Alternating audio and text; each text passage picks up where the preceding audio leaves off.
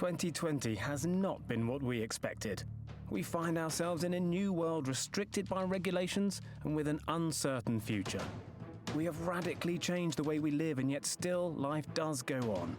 Thankfully, education and innovation continue, albeit socially distanced or online. The ability to be creative, invent new technologies, solve complex problems and bring these ideas to life are all part of engineering. And now, more than ever, we rely on engineering to help reshape the world we live in. Our problems require thinking outside the box and outside of the new normal. The aim of the Engineers in Business Fellowship is to empower engineers to become leaders who create jobs and employment, to boost the UK economy, and who champion solutions to tackle today's social and environmental problems. Tonight, 10 finalists of the Engineers in Business competition step forward to pitch their big ideas and startups and hope to gain valuable support to turn their ideas into reality. Who will be the Engineers in Business Champion of Champions for 2020? Let's find out. Please welcome your host for this evening, presenter, educator and engineer, Kate Bellingham. Hello and welcome to the Engineers in Business Fellowship Champion of Champions Awards for 2020. I'm Kate Bellingham and I will be your host for what promises to be an exciting show full of new, innovative ideas. Now, I'm an engineer myself and I'm really looking forward to hearing from our teams, not least because it's going to be such a clear reminder of how creative the STEM subjects can be. After training as an audio engineer with BBC Radio, I went on to take a master's in electronic communication systems, but I'm probably best known as a presenter of the TV show on BBC Tomorrow's World. And I learned some really valuable lessons from that show. Having an idea, never mind how brilliant, is not enough. There's a lot of skill, commitment and sheer hard work needed to bring it to fruition. And of course, those hugely valuable communication skills to share those ideas are absolutely vital too. Today, 10 teams will be sharing their engineering ideas, pitching to our 4 judges in the hope of winning one of the prizes up for grabs in our 2 categories, Big Ideas and Startup. To tell us more about the awards and Engineers in Business Fellowship, we welcome the President of Engineers in Business, David Falzani, MBE.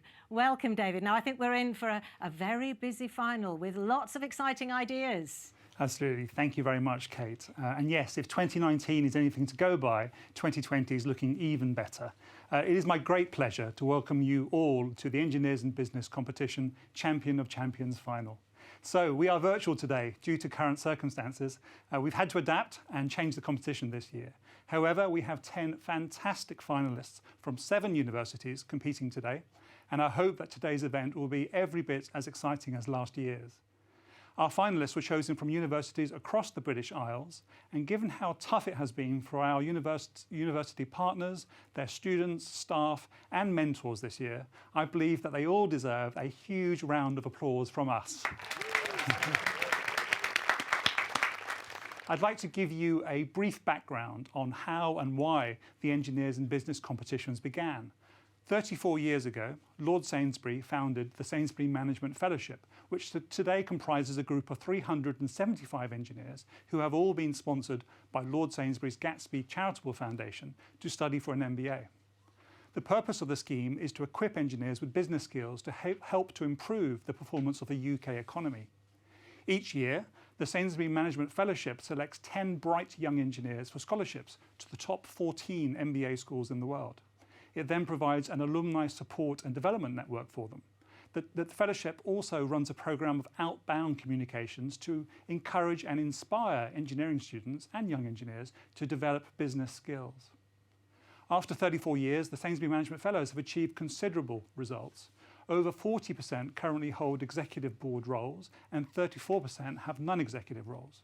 Over 170 fellows have founded or co-founded businesses with a total value of over £4.8 billion and created over 19,000 jobs.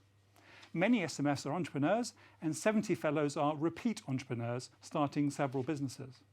And 80% of fellows support and mentor young engineers as well as other charitable activities. Now, in 2012, the fellowship became a registered charity called Engineers in Business Fellowship and extended its remit to look for other ways to encourage engineers and technologists to learn business skills. Research told us that introducing business education to young engineers makes them better engineers, makes them more employable, more effective in the workplace, and is better for the profession and the UK economy. Therefore, the challenge was to find a scalable route to introduce business topics into a notoriously crowded undergraduate curriculum and a complex university landscape. Our answer was to develop the Engineers in Business competition. Aimed at undergraduates and recent graduates, we offer a prize fund specific to engineering participants in existing business competitions. In return, the university partner commits to promote the competition to their engineers and report on results. As well as cash prizes, the first prize winners have access to mentoring from one of our Sainsbury Management Fellows. The competitions have been a successful endeavour. We are now working with 32 university partners. This past year, the competitions have had over 5,000 participants, and an audience of 184,000 students received our core messages on the value of business education.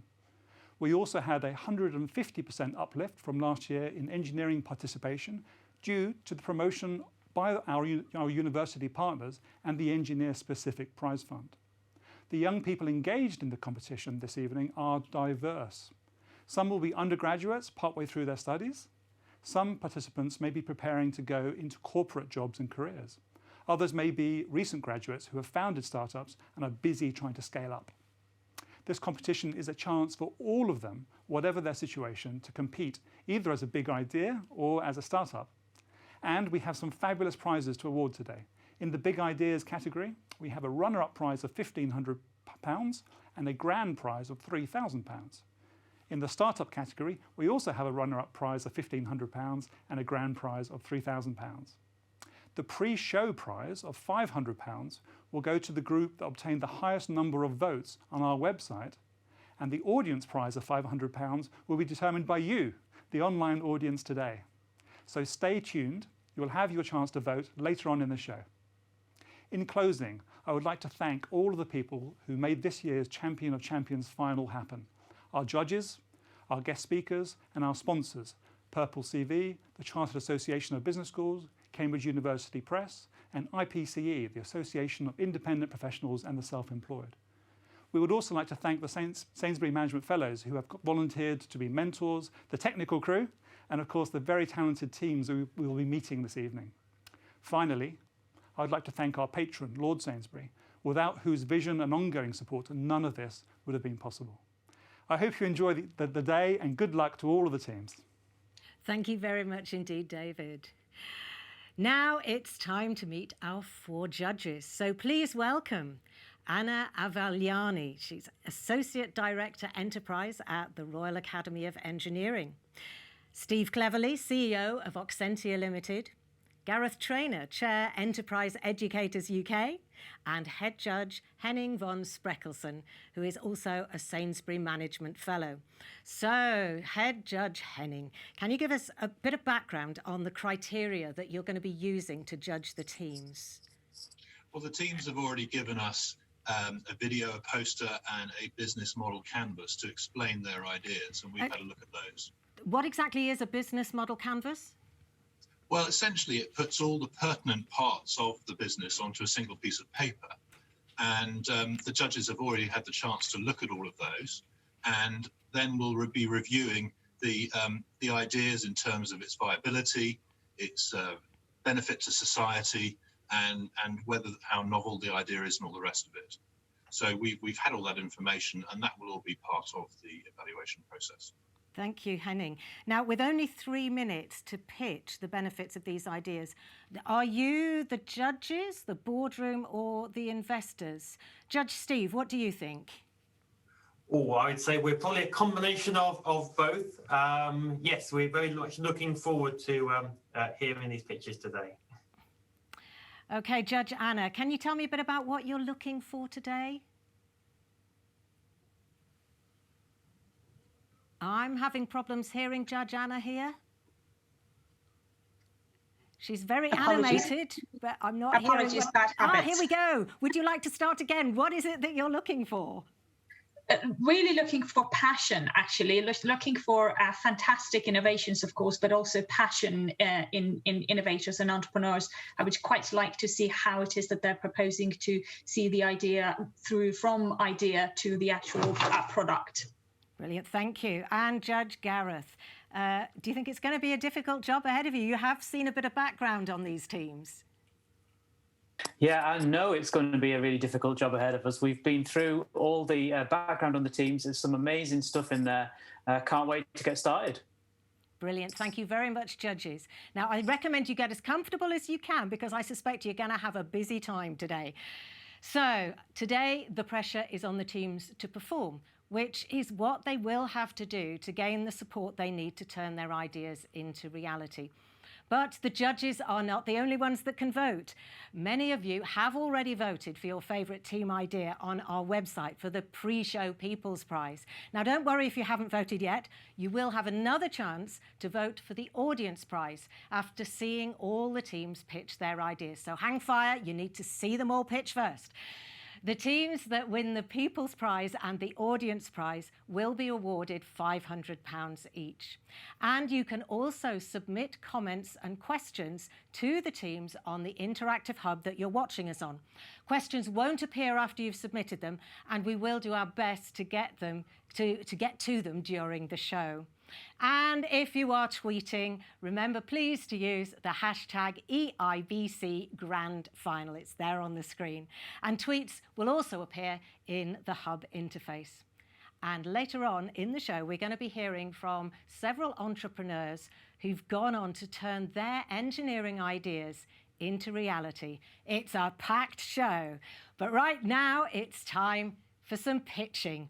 Our 10 teams will have just 3 minutes to pitch their idea to our 4 judges, after which each judge will ask a question. After the 10 teams have all pitched their ideas, the judges will deliberate to decide the winners. Now, there are 2 categories today. Big Ideas is for younger students who wish to express their potential to tackle a big problem by combining business and technology, while Startups is for those who've started or hope to start a new company. We begin with the Big Ideas finalists, and the first contender up today is Team BioSmart. Zain Sheikh, Izzy Zillig and Harriet Needham from the University of Exeter. Their big idea is to make and sell sustainable biofuels in remote communities in Africa. Team BioSmart, welcome to the show. Now you have got just 3 minutes to pitch your big idea, and the time starts now. Hello, we are the BioSmart Initiative, and we will be using our presentation now to present to you. So what is the BioSmart Initiative? We are a social enterprise startup in a small village called Kanzanuni in Kenya. We focus on fuel poverty, women empowerment, and climate change. A few years ago, students at University of Exeter designed furnaces that turn agricultural waste into biochar, which is a sustainable alternative to charcoal. When you burn biochar, you produce 50% of the carbon emissions you would otherwise be creating if you were burning charcoal. We work with 14 women in Kanzanuni who produce the biochar and then sell it at their local market for a profit.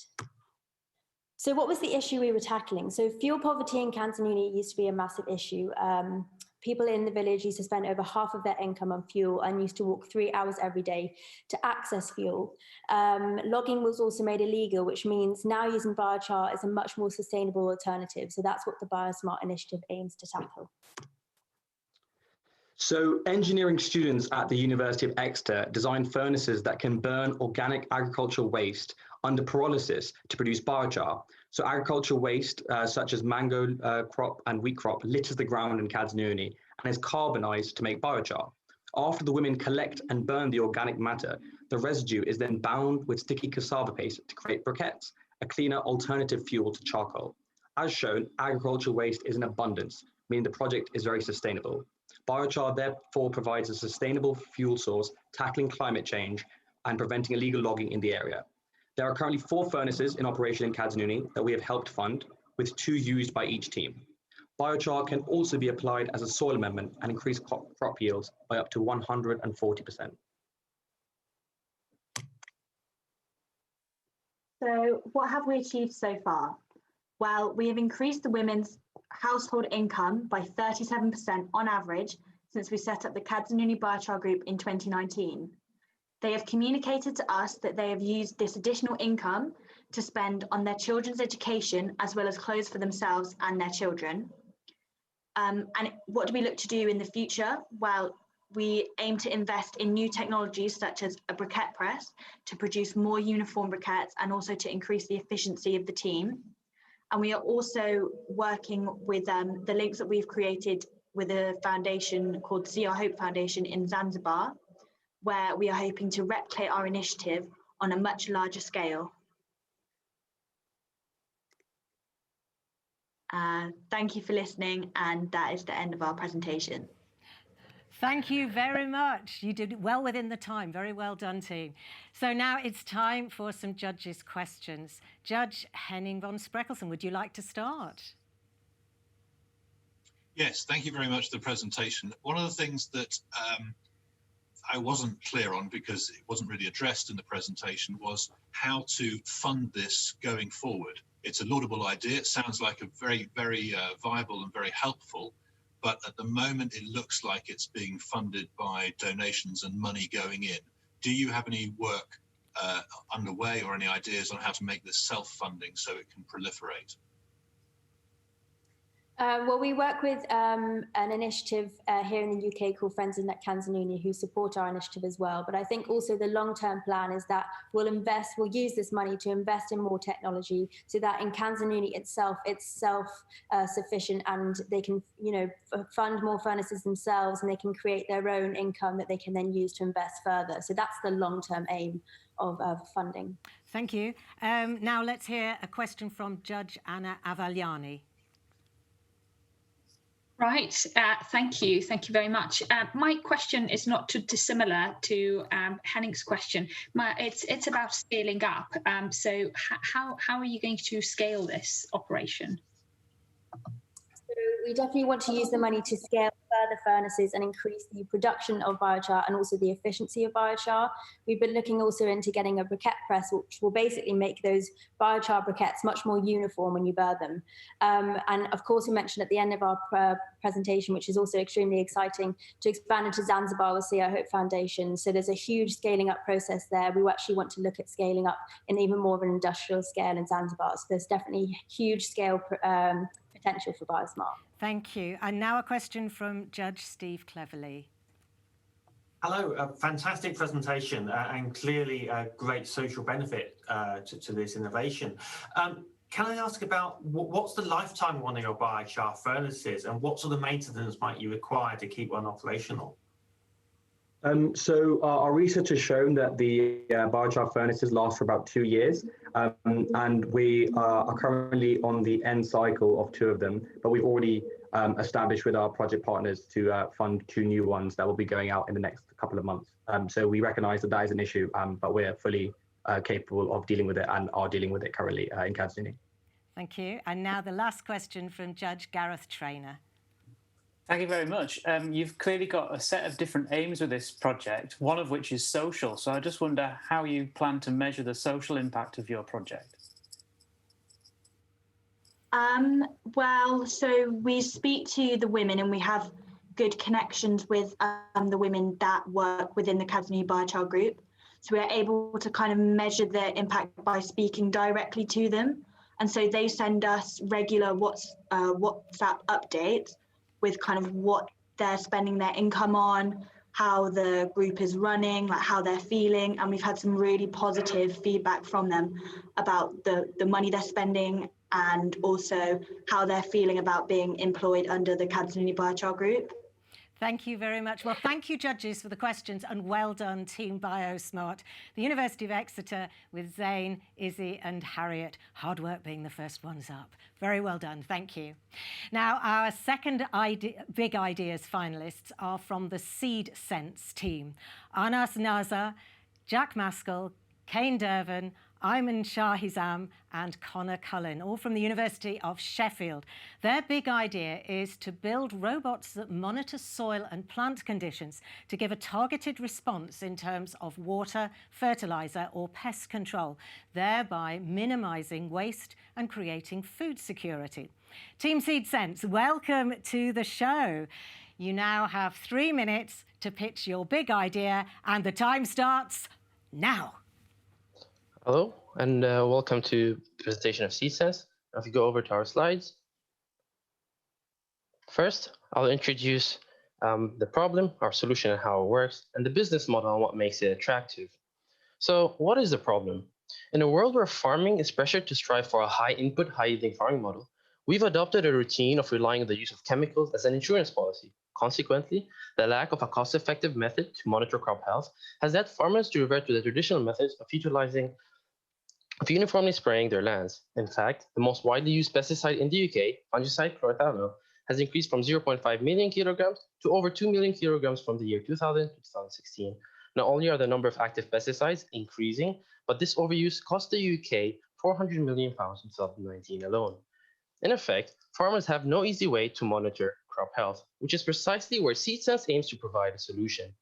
Our solution utilizes existing technologies such as biodegradable seed sensors, land robots, and weather stations, which all interact with each other to collect valuable information from the land.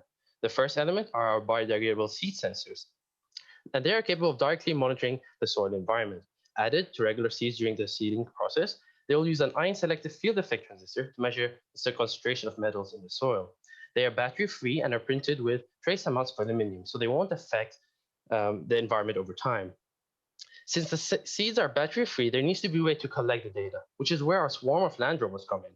Armed with sensors and a reading device, they will autonomously roam the land and collect data at specified intervals. Once they collect the data, they will utilize Bluetooth technology to daisy-chain this information from one robot to another, eventually reaching the weather station. Which brings us to the last component of our system, the weather station. Now, the weather station not only houses useful features such as a built-in battery with solar panel for prolonged battery life and extra sensors, but also it is capable of sending that data to the internet for processing. So what does this all actually mean to the end user? Put simply, we provide the appropriate versatile technology to collect crucial data from the land. And as we all know in this day and age, data is driving the modern world, since processing and studying it can provide insights and decisions that are more effective than human-generated decisions. To elaborate, the collected data can provide the following: vegetation map, soil and crop health status, weather information, and harvest forecast.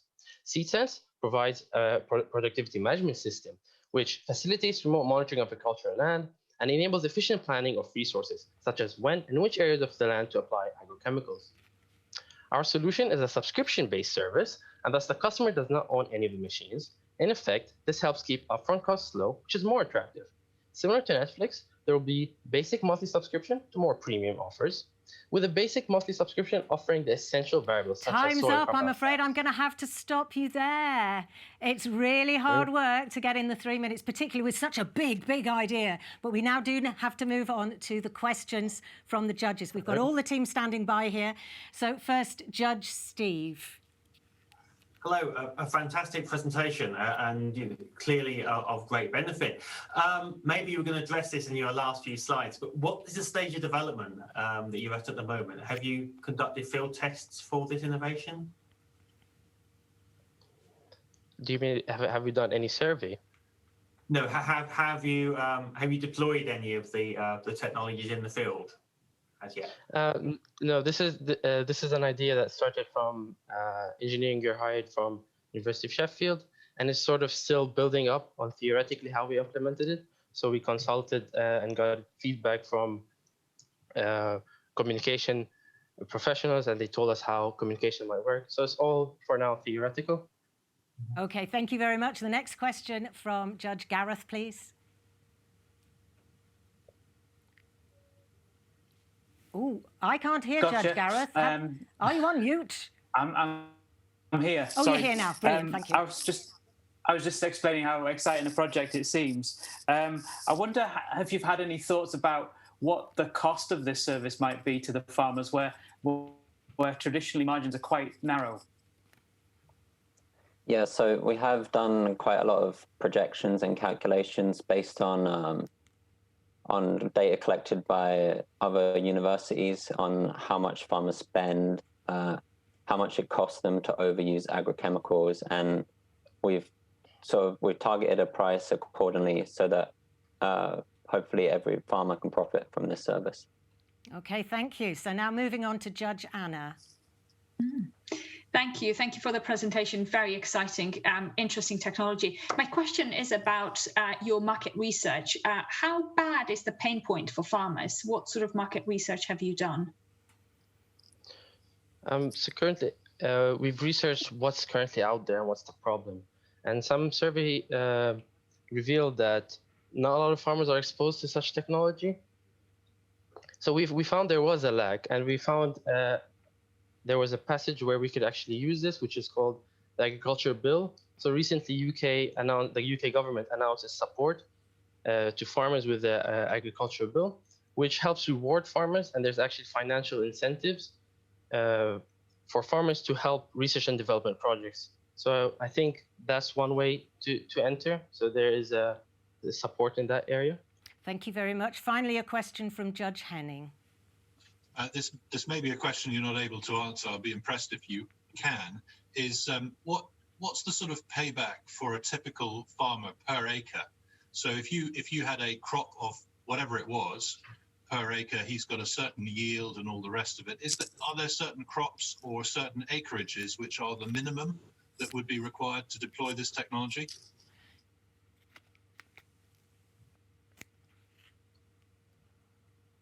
Now, either somebody's speaking and I can't hear them, or you're confounded by the question. Can we just check that whoever is going to answer that one has got the mic up? Who's answering that question for us? Hello? Yes, I can hear you. Would you like to answer the question? So I don't have the figures to hand, but we have done research on the different types of crops that farmers use, the amount of profit they normally make from those. Okay. Sorry, do you want to add some more? I don't want to cut you off. Yeah, sorry, I can't. We're planning to scale the service depending on the farmer. So hopefully we can, for tiny farms, it probably wouldn't work, but for anything above that, we can cut down the number of robots, the number of weather stations. I actually have the data that we collected. Sorry, if you could share. If you can be quick. Yeah, so this was our research for the average UK farm, just to see how much. So this is the cost breakdown for an average UK farm, and I believe, given that we're giving the subscription service, they'll see actually profit in the first year, but we'll be at a loss for the first 2 years on that until we break down and get that profit. So. Oh. Okay, thank you very much. Yes, they were tough questions, weren't they? But thank you very much to the judges, and very well done to Team SeedSense and the University of Sheffield's Arnas, Kane, Ayman, Connor and Jack. So now the third Big Ideas finalists. Now this is Aishin Surekchihil and Manuel Grincho with SimSurgeon from the University of Surrey. Now this big idea is to develop software to train medical teams that use virtual reality and haptic hardware. And this would help surgeons, doctors and other medical practitioners to perfect their operations. So welcome to the show with your SimSurgeon big idea. Oh, have we got them there? There you are. Brilliant to see you. Phew. Now, are you ready for your 3 minutes? Yes, they're ready. Are we ready? We're ready. You have 3 minutes to pitch your idea, and your time starts now. Welcome, everyone. We are SimSurgeon here. My name is Ishan. I'm the founder of the project. If you take a look at the PowerPoint, I want to show you what SimSurgeon is about. SimSurgeon, as the name suggests, is a simulation software for cardio surgeries. In short words, we are the flight simulator for surgeries. But why do we need SimSurgeon? While around 7 million people suffer post-surgical complications, half of these are estimated to be preventable. Additionally, the first leading cause of death globally, with around 17 million people dying each year, is due to cardiovascular diseases. To put this into perspective, this means that every year, more than the population of Netherlands vanishes from the world. So what can we do about this? The answer is SimSurgeon. SimSurgeon aims to reduce the death rates by combining artificial intelligence with medicine. By this, we create a virtual patient on which the doctor can practice to prevent crucial mistakes. It brings together huge amount of medical data from surgical records, research, and experienced doctors to train the AI. Also, it uses already available haptic VR technology to mimic the feel of the real human tissue. So, what is SimSurgeon for? Our main aim is to reduce the post-surgery complications. We want to give an opportunity of safer and better practice. So our target group would be hospitals, universities, and individual surgeons who want to get more surgery practice. All of these might sound very technical, and it is true that most of the time, investors are not necessarily interested in how it is done. They more want to understand if the business will be successful or not. In this case, I want to talk about the market. Recently, the surgical simulation market was valued $337 million, and by 2024, it is expected that the use of AI in surgery would reach over $220 million. So what makes SimSurgeon unique? It is true that there are other surgical simulation products already existing, but none of them use the database and the surgeon's experience to train the AI. By doing so, it provides variations for the surgeon to practice different scenarios. It is possible to make SimSurgeon real, as nowadays AI technology has been improved to accomplish a variety of complicated tasks. If you're still skeptical about how big the potential of SimSurgeon is, then lastly, I would like to show our survey results that we have conducted with 25 doctors from different fields worldwide. 100% of the doctors said they would use SimSurgeon to train themselves. 100% think it would help reduce medical errors. 72% say their institution should invest for this kind of technology. So you've just seen SimSurgeon in a nutshell, and I want to thank you for your time. We would like to have your support to bring safer and healthier patients, and I'm more than happy to answer any further questions. That's wonderful. Thank you very much. Absolutely out on time. So very well done. And now some questions from the judges. First, Judge Anna. All right. Thank you very much for a very, very interesting presentation. My question is about the regulatory pathway. What is the regulatory pathway for your product? Can you elaborate what regulatory pathway do you mean by, like, because are you talking about the procedure, like after this point, like how the idea is going to come through, or like what exactly are you asking? Is it subject to regulation? Oh, okay, I understand. Yeah, of course, there's obviously a very big ethical issue here, because we're delivering a product which is trying to make the surgery process simulate. And in that way, we would need to provide reliable data and reliable experience for doctors. So in that case, of course, we would need to get some ethical and also security issues we need to address for, and we need to cover these and get to this procedure with the government. Actually, if it's in the UK, then we need to get through this with the UK government. Okay, that's lovely. Thank you very much. Let's move on to Judge Henning. Hi, thank you very much for the presentation. I wonder if you've calculated yet how many doctors or surgeons you would need to train and charge for the service in order to make the investment viable? We have an estimate of actually to train the artificial intelligence, you need like hundreds of thousands of data. But obviously, you don't need hundreds of thousands of doctors. You can train the artificial intelligence by using many data collected from several of doctors, which can be maybe 10 doctors working in this field and experts in this field, in cardiovascular field, of course. And by getting data and making a huge database from them is actually possible, and you don't need that many doctors to accomplish this. In fact. Our idea would be to develop the software first, and then after developing the software, have each doctor essentially add to the software. And you would be adding to the software and enlarging the database, so making it easier for other doctors to perform specific surgeries. Thank you very much. Now on to a question from Judge Gareth. Thanks, guys. Exciting project. I'm wondering what feedback you've had from educational institutions about how it can be integrated into the curriculums that they're used to training surgeons with. As I said, we had a survey from 25 doctors. This was being done with doctors in the United States, Germany, and Turkey. I'm from Turkey, and I've consulted lots of doctors from first in United States in their field, like experts in their field, and also in Turkey. Lots of people in the working in university in high positions said they would really appreciate this kind of product to practice on, because they're also not just in cardiovascular field. The doctors in other fields also said it will be very beneficial for them to have some product like this. Okay, we need to move on to the last question from Judge Steve now, please. Fantastic innovation, and clearly could be very beneficial. Can you? How do you think you can maintain your competitive advantage? You've already said there's a lot of other simulated surgery products out there. So how can you maintain that competitive advantage over others in the market?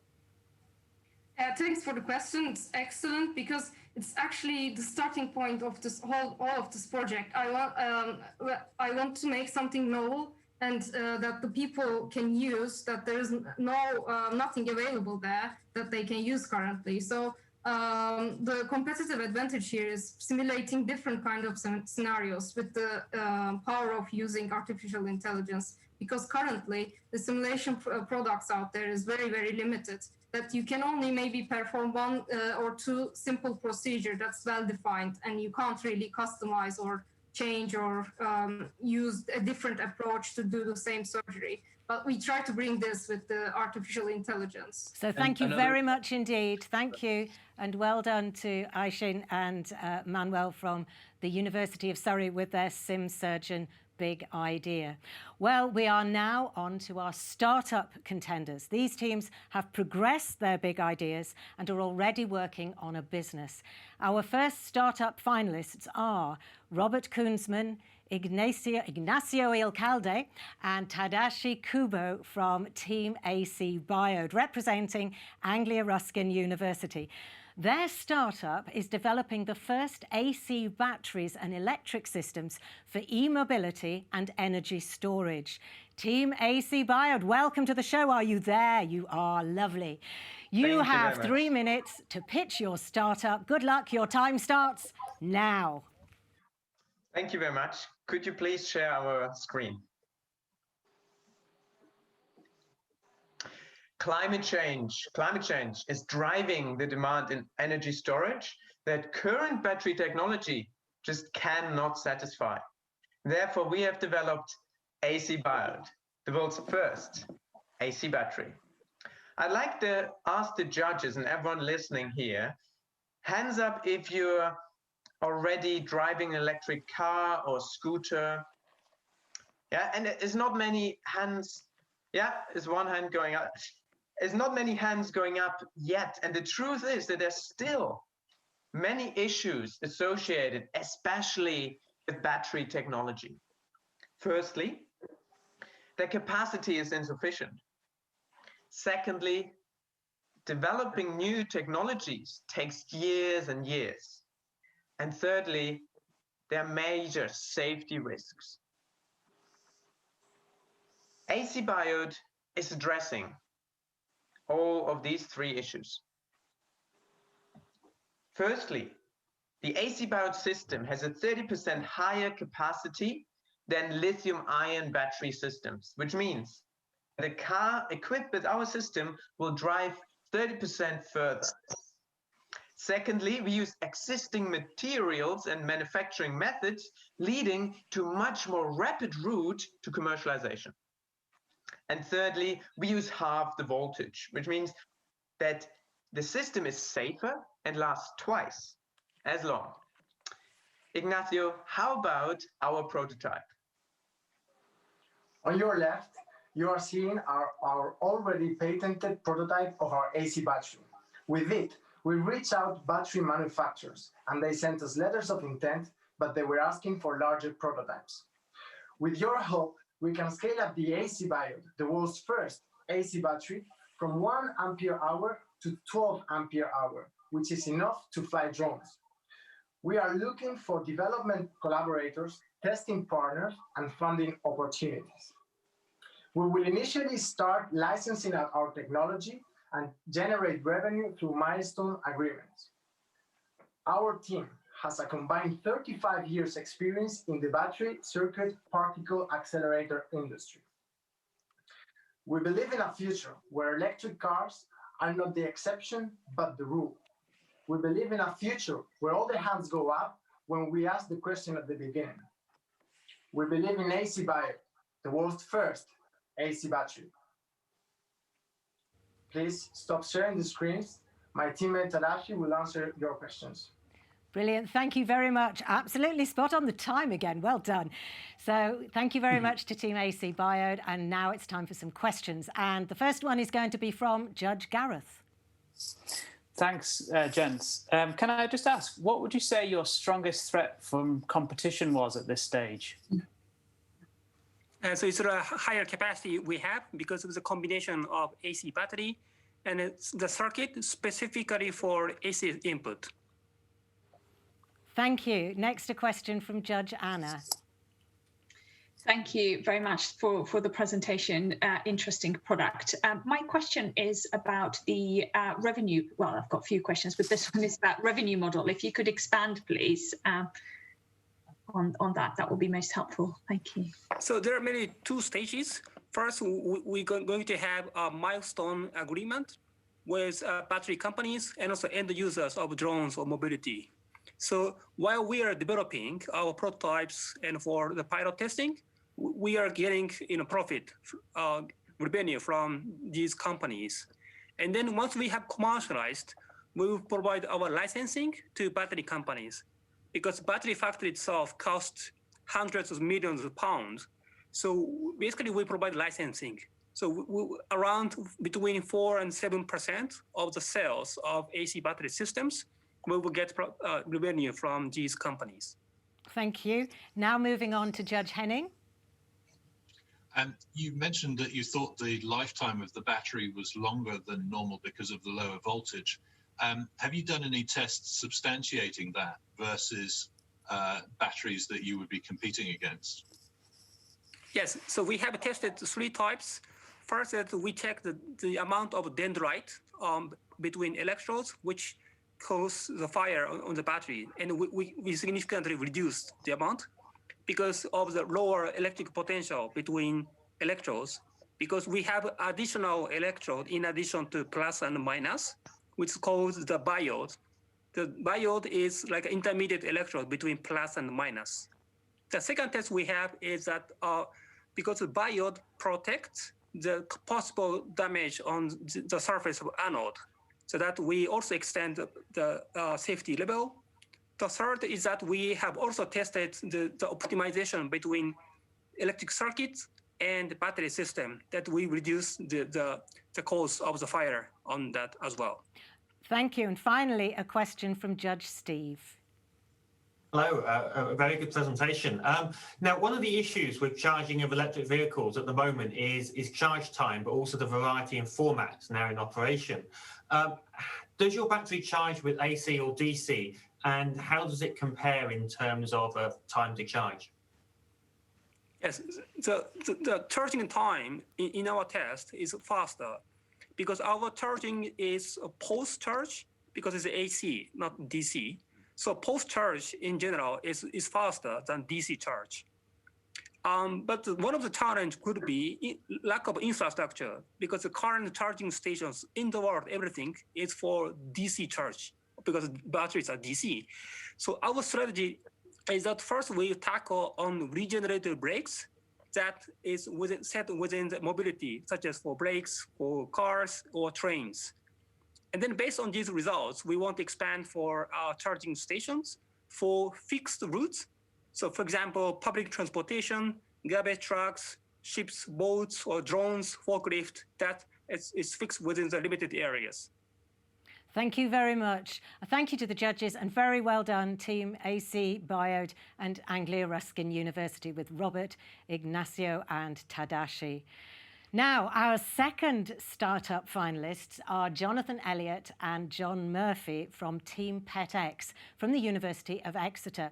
Their startup is a smart filter for washing machines, which uses enzymes to remove microplastic waste from laundry, preventing the plastic fibres from entering water systems. Team PETexe, welcome to the show. Are you there? I can see you. Wonderful. You now have 3 minutes to pitch your startup, and your time starts now. Thank you. We'll go straight to the presentation. So we are PETexe. Every year, hundreds of thousands of tons of microplastics are released into the oceans. The majority of these come from domestic laundry, with a typical wash releasing over 700,000 microplastic fibres. Whilst there's no solution to this problem now, governments have started taking notice, with a new task force in the UK and legislation in France requiring microplastic filters to be fitted into washing machines by 2025. Our solution looks to tackle the problem in 2 ways. First, we built a physical filter out inside the washing machine. This captures the microplastics released, so they can never escape into the waterways. After this, we fill our filter with uniquely engineered enzyme solutions, which break down the microplastics into benign chemical components. Testing so far has been very successful, with our filter capturing 99% of microplastics released, and our enzyme solution having shown to be faster acting and more thermostable than naturally occurring enzymes.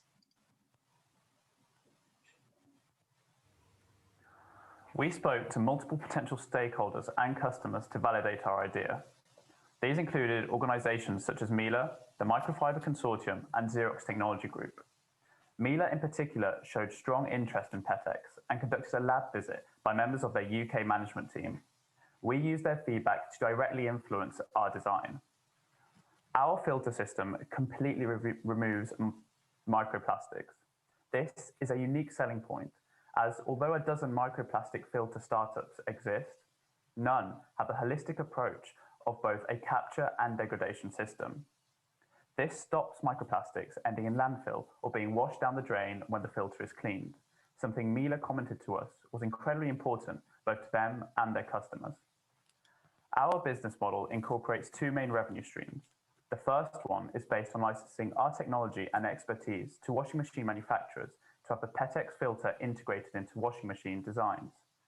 The second focuses on a design which will be able to be retrofitted to washing machines already in use. A final revenue stream will come from selling enzyme refill packs directly to customers who already have the PETexe filter system. We now know our target audience moving forward. These are businesses that may help us to make PETexe available at scale, home appliance manufacturers who wish to integrate our filter into new washing machine designs, and finally, sustainably minded customers who wish to stop microplastics entering our waterways, into sea life, and ultimately into us. Thank you. Thank you very much, Team PETexe. So now time for some questions. Let's start with Judge Henning.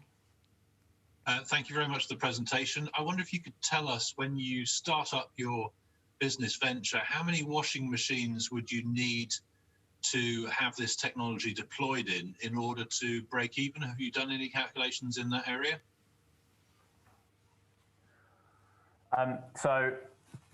No is a short answer, because it's quite a complex proposition in terms of our two different revenue streams. If we go down the integrating it into washing machines pre-manufacture, then it will be dependent on the financial agreements with the washing machine companies, and if we're going to be retrofitting them into already existing washing machines. Again, that's a different financial question, but we estimate it should cost us around £300 to design the retrofitted, at least a prototype version of this filter. Thank you. Now a question from Judge Gareth. Thank you. Thank you. One of the things that strikes me is that everybody's trying to remove plastic from how they manufacture their garments and that sort of thing. So I'm wondering what you can see in the future of the business as plastic in the garments is actually reducing. Is there still a viability there? Well, so I think that something that we need to consider is that the plastic clothing offers unique benefits over organic clothing, which means that it's unlikely to go away, and it's also much cheaper. So actually, we did, as well as this, we looked into the kind of socio-economic effects, and it's quite unfair to expect people not to buy synthetic clothing, because actually that's a much more of a disadvantage to poorer families. And it's much more realistic to try and tackle the problem, or we think, our way, where it's built into washing machines and becomes much more of a standard across the world, so that we don't need to restrict what people can buy. Thank you very much. Now a question from Judge Anna. Right. So a couple of questions, if I may. So first of all, how frequently would one need to change the filter and the enzymes? How does that work? And then the second question is about your confidence in terms of the polyester fiber fully breaking down, and whether any tests have been conducted, and what is the margin of error there? Sorry, 3 questions in one. So the number of washes before, so the enzymes would need to be released to break down, to clean the filter. We're trying to work on a system of more or less once a week. So we managed in our tests so far to carry out over 5 or 6 consecutive washes without there being any flow rate issues with the washing machine. When it comes to the breakdown of the microplastics, we've been able to show in small controlled samples that we are fully able to break down the polyester into the benign chemicals that we're talking about. This would have to be scaled up with large testing down the line, but we do feel optimistic about it. Thank you very much. And finally, a question from Judge Steve. There's a clear environmental need for your innovation, but how will you ensure adoption across the market? I think with adoption, I think as we've seen in France, there's going to be legislation that's coming out in 2025, which makes this obligatory across washing machines, and likely that's going to be followed suit in other European countries. So I really believe from understanding what some of the startups are doing in this area, and from also having conversations with our industrial partners, that it's less of a if and more of a when. So yeah, I think it's whether we can create a system which can be scalable and can be integrated into washing machines for this adoption. Thank you very much. Thank you to the judges, and very well done to Team PETexe and the University of Exeter with Jonathan and John. We're now on to our 3rd startup finalists. And here we've got Woo-Ching Hipsh and Taisuke Kawa of WeAlign from Imperial College London. This startup creates games for people with balance issues due to inner ear and brain problems. And these games are actually exercises which help restore balance. Team WeAlign, are you there? Yes, we have got 3 minutes for you to pitch your startup, and the time starts now. Thank you. We are WeAlign for better balance. 14 years ago, my mother was diagnosed with, please start the slides. Thank you. 14 years ago, my mother was diagnosed with vestibular dysfunction. Since then, she's been living with dizziness, anxious whenever she leaves the house, because of her increased risk of falling. The vestibular system is essential for balance, and as we age, the system tends to degrade, affecting 53 to 95 million people across Europe and the United States. And 80% of people who fall over the age of 65 have significant vestibular impairment. The NHS spent £2 billion on falls per year, and the United States spends $50 billion. Luckily, vestibular rehabilitation can help, also known as VRT. At-home solutions for VRT are YouTube videos and a homework packet. When my mom does these exercises at home, she struggles. Should the paper be closer? Should her head be tilted up? And at what speed should she move? There is no feedback for her to track her progress or measure her improvement. WeAlign innovates vestibular rehabilitation therapy for high-impact results. It is fun, accessible, and will create enjoyable repetition. There is no guesswork. You can slow it down, you can speed it up, and your alignment will be correct. All you need is a laptop and Wi-Fi. WeAlign empowers users with their qualitative and quantitative data. We provide Fitbit style data to empower and inspire users to move forward. Feeling dizzy? Sign up. Play, track, measure, and grow. And we have a working prototype that we're beginning to test with users and physiotherapists. We have 5 phases for growth. Currently, we are testing and developing our software. In phase 2, we'll prove efficacy to secure grants and continue to develop our software. In phase 3, our initial launch will be as a subscription service, selling directly to our users and to gather data to prove efficacy. In phase 4, we plan to license WeAlign to medical practices. And in phase 5, that's our future. We could expand our market to other types of physiotherapy. We surveyed over 70 people, and the consensus was that existing treatments are painful and cause anxiety. When WeAlign enters the market, we'll be the only platform that empowers users to track their emotional and physical progress with our interactive platform, simple hardware to facilitate VRT. We have an interdisciplinary team that combines engineering and design, and we're already gaining traction. WeAlign will transform painful exercises into an enjoyable experience. That's it. Time's up. Thank you very much. So, Team WeAlign, well done. Let's see what the judges have to say. Judge Gareth. Thank you very much, both of you. Really interesting project. I wonder if you could tell me how you go about pricing something like this. Yes. So currently, the NHS spends £30 on each in-person physiotherapy visit for an estimated £120 per month per patient. We would like to license our program for £10 a month per patient, saving over £90 per patient with no additional fee per use. Thank you. Now a question from Judge Steve. Really interesting presentation and innovation. What would be the regulatory pathway you'd need to follow to have this adopted? So we have a multi-year plan where we plan to prepare for CE regulation. First, we need to set up a clinical partnership and create a clinical research plan. And we plan to be able to write scientific papers to prove efficacy, and in the next few years be able to launch it more broadly.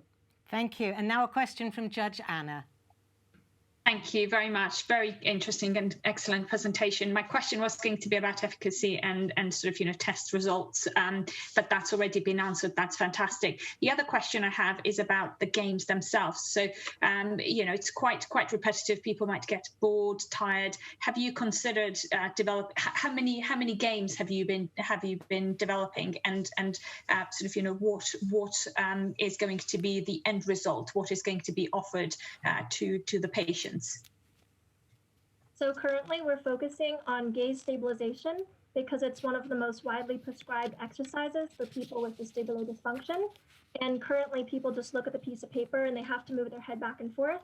And we've made game elements so people are doing those exercises in a fun way. And that would be our initial launch. And we will prove that we can increase adherence for people doing those exercises. Thank you. And finally, a question from Judge Henning. You've already answered how you would charge for the system. What was missing in the presentation for me was some idea of how many patients you would need in order to pay back the investment in the software. Could you just explain that to us? Yes, so we want to have a slow growth to make sure that we prove our efficacy. So we're spending our first 6 months doing research and design. But then when we begin licensing at £10 per patient, once we get to even just 50,000 people, we would actually have a very high revenue. So we imagine that within having 50,000 patients, we would be generating a large profit. Thank you. Thank you very much to our judges, and well done to Wu Qing and Tai Su Ke from WeAlign Startup from Imperial College London. I just have to say that we are now just over halfway through, and you will be able to vote. The audience vote will be able to happen, but it happens after we've heard from all 10 pitches. So you just have to hang on a little bit before you can make your votes.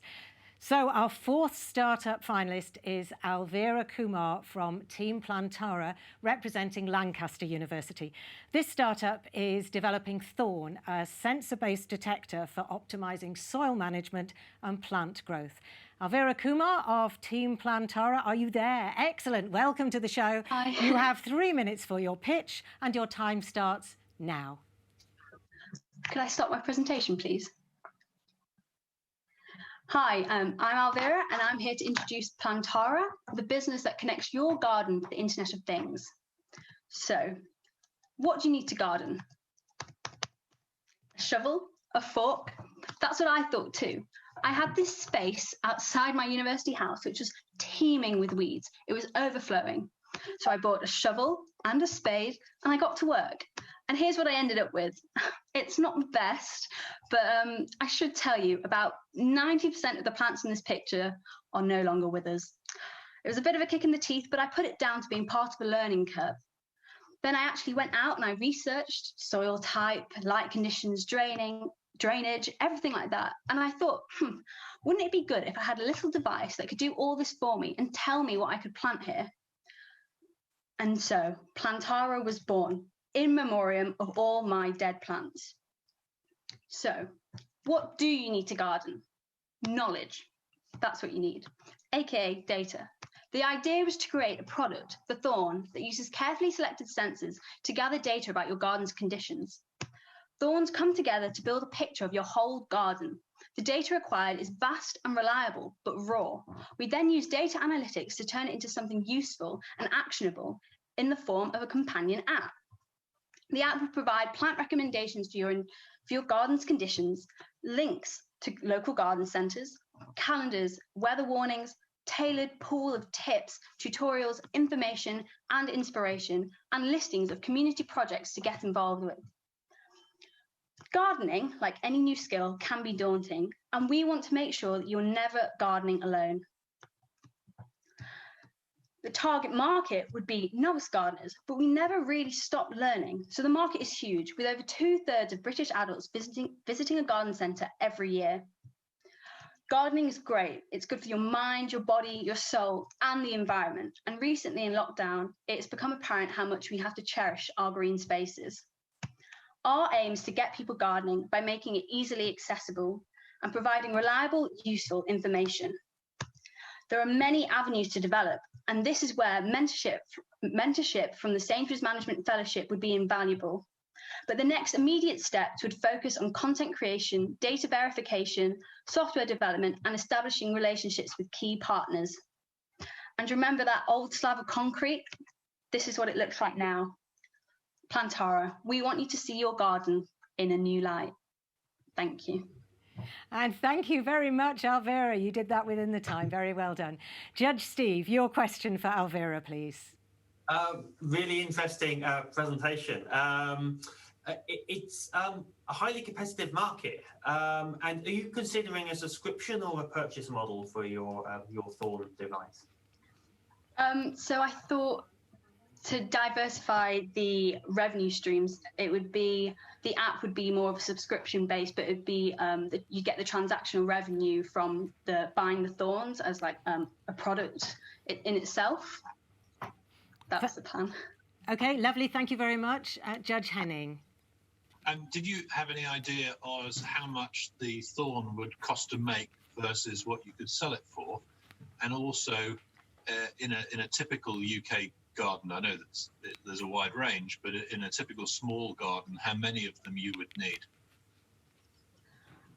So it is in the early development stages, and we are still making prototypes. So things like costing is quite difficult to price up, but the sensors are readily available off the shelf. It's more about manufacturing, and obviously the more you manufacture, the cheaper it gets.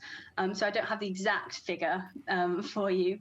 And the average UK garden is 14 metres by 14 metres. So it's estimated you need about it depends on really how much data you want to get back. I think you can put as many as you would like. I think the minimum would be one for every corner if it was a square garden, but I think changes in light and shade and things like that would mean you'd have to tailor a bit. Oh, we're getting into Gardener's World territory here, aren't we? Sorry. If you don't mind, Alvira, I'll move us on and say, can we have a question from Judge Gareth? Yes, thank you. I'm just wondering if you're considering any broader industrial application of this device. Yeah, so it is. You could use it potentially in the agri-tech kind of market for farming, and it is something we've considered. But I think the community side of the app meant it just would work so much better for home gardeners. But it is something we're considering for future development. Thank you. And a last question from Judge Anna. Thank you very much. What is patentable? I'm interested in the technology itself. What are you going to be able to protect? I think about patents, it's a difficult one because things are only worth patenting if you're willing to follow up, and actually if someone infringes on your patent, whether you can actually chase them up with it.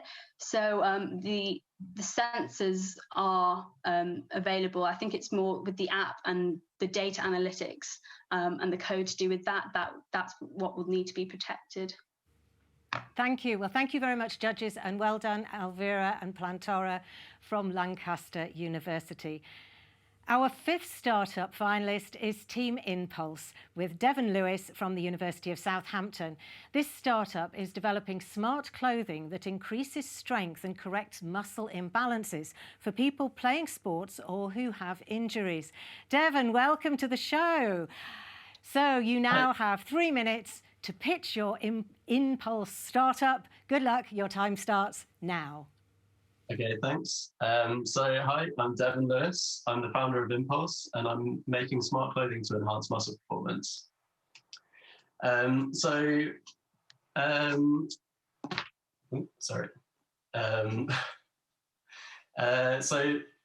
People.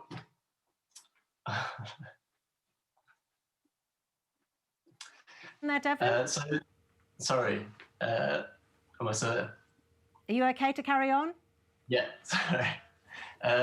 Yeah. Okay, what we're going to do is we're going to start again because we bit of technology problems. Okay, is your PowerPoint now ready? Yeah, that's good. It's all ready. Yeah. Okay, your 3 minutes start now. Okay, thanks. So here's my presentation for Impulse. So I'm the founder of Impulse, and I'm making smart clothing to enhance muscle performance. So the human body has incredible potential, but building strength and improving the quality of movements is a massive pain. It's difficult, it's slow, and it's hard to know what's best for your body. Impulse gives people a faster, safer, and more sustainable way to build strength. You can see Impulse clothing if you switch the presentation, and it's continuously monitoring movements of the body and activating your muscles. It uses information to directly stimulate your muscles to increase the strength of them. We tested our prototype on people with a range of demographics, and it's already capable of increasing strength by 30% as soon as you turn it on. And it doesn't just stop there. On top of increasing strength during use and accelerating muscle development, Impulse clothing identifies inefficient and dangerous movements and corrects them in real time. Thanks, you can switch back to me now.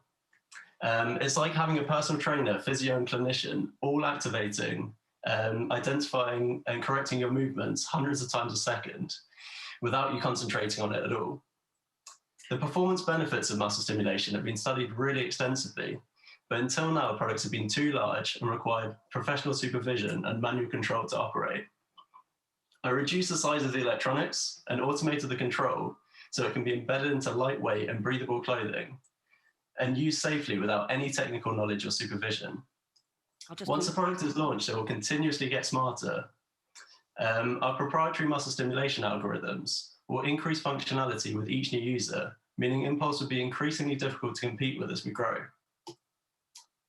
Our products are made up of two parts: the smart clothing, which we're selling direct to consumers, and the analytics dashboard, which we have a range of monthly subscriptions to give you more detailed analytics and access to muscle stimulation programs to improve performance. We're launching a pilot to 50 cyclists at the start of Q2 next year. And after launching, we'll be rapidly adding support for running and gym use, as well as increasing other sports as soon as we launch. But improving muscle performance isn't just an issue for athletes. Musculoskeletal disorders are the leading cause of pain and disability in the workplace. It affects 1 in 2 adults, and it costs around $1.5 trillion a year. And on top of that, it's by far the main reason why people over 75 fall, lose their independence, and get put into long-term care.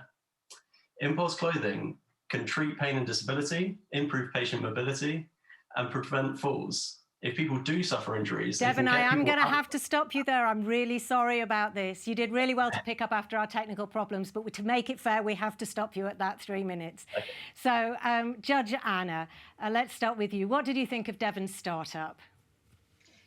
Really, really interesting, fascinating. Thank you very much for a great presentation.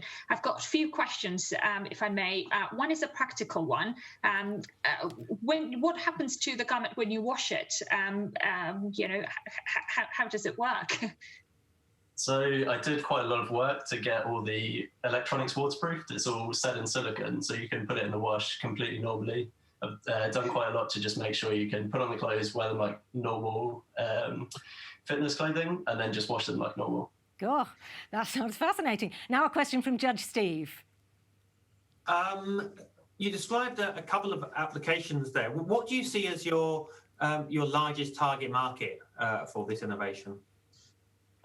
So my beachhead market cycling, that's what I'm using to enter the market. From there, I'm going to running, gym use, and then I think the biggest market will be both treating musculoskeletal disorders and improving muscle function with age to sort of reduce the burden on the NHS as people lose that muscle function as they get older. Thank you. Now moving on to Judge Gareth. Thank you. Again, very interesting. Quite familiar with how this works, having supported a company in a similar space.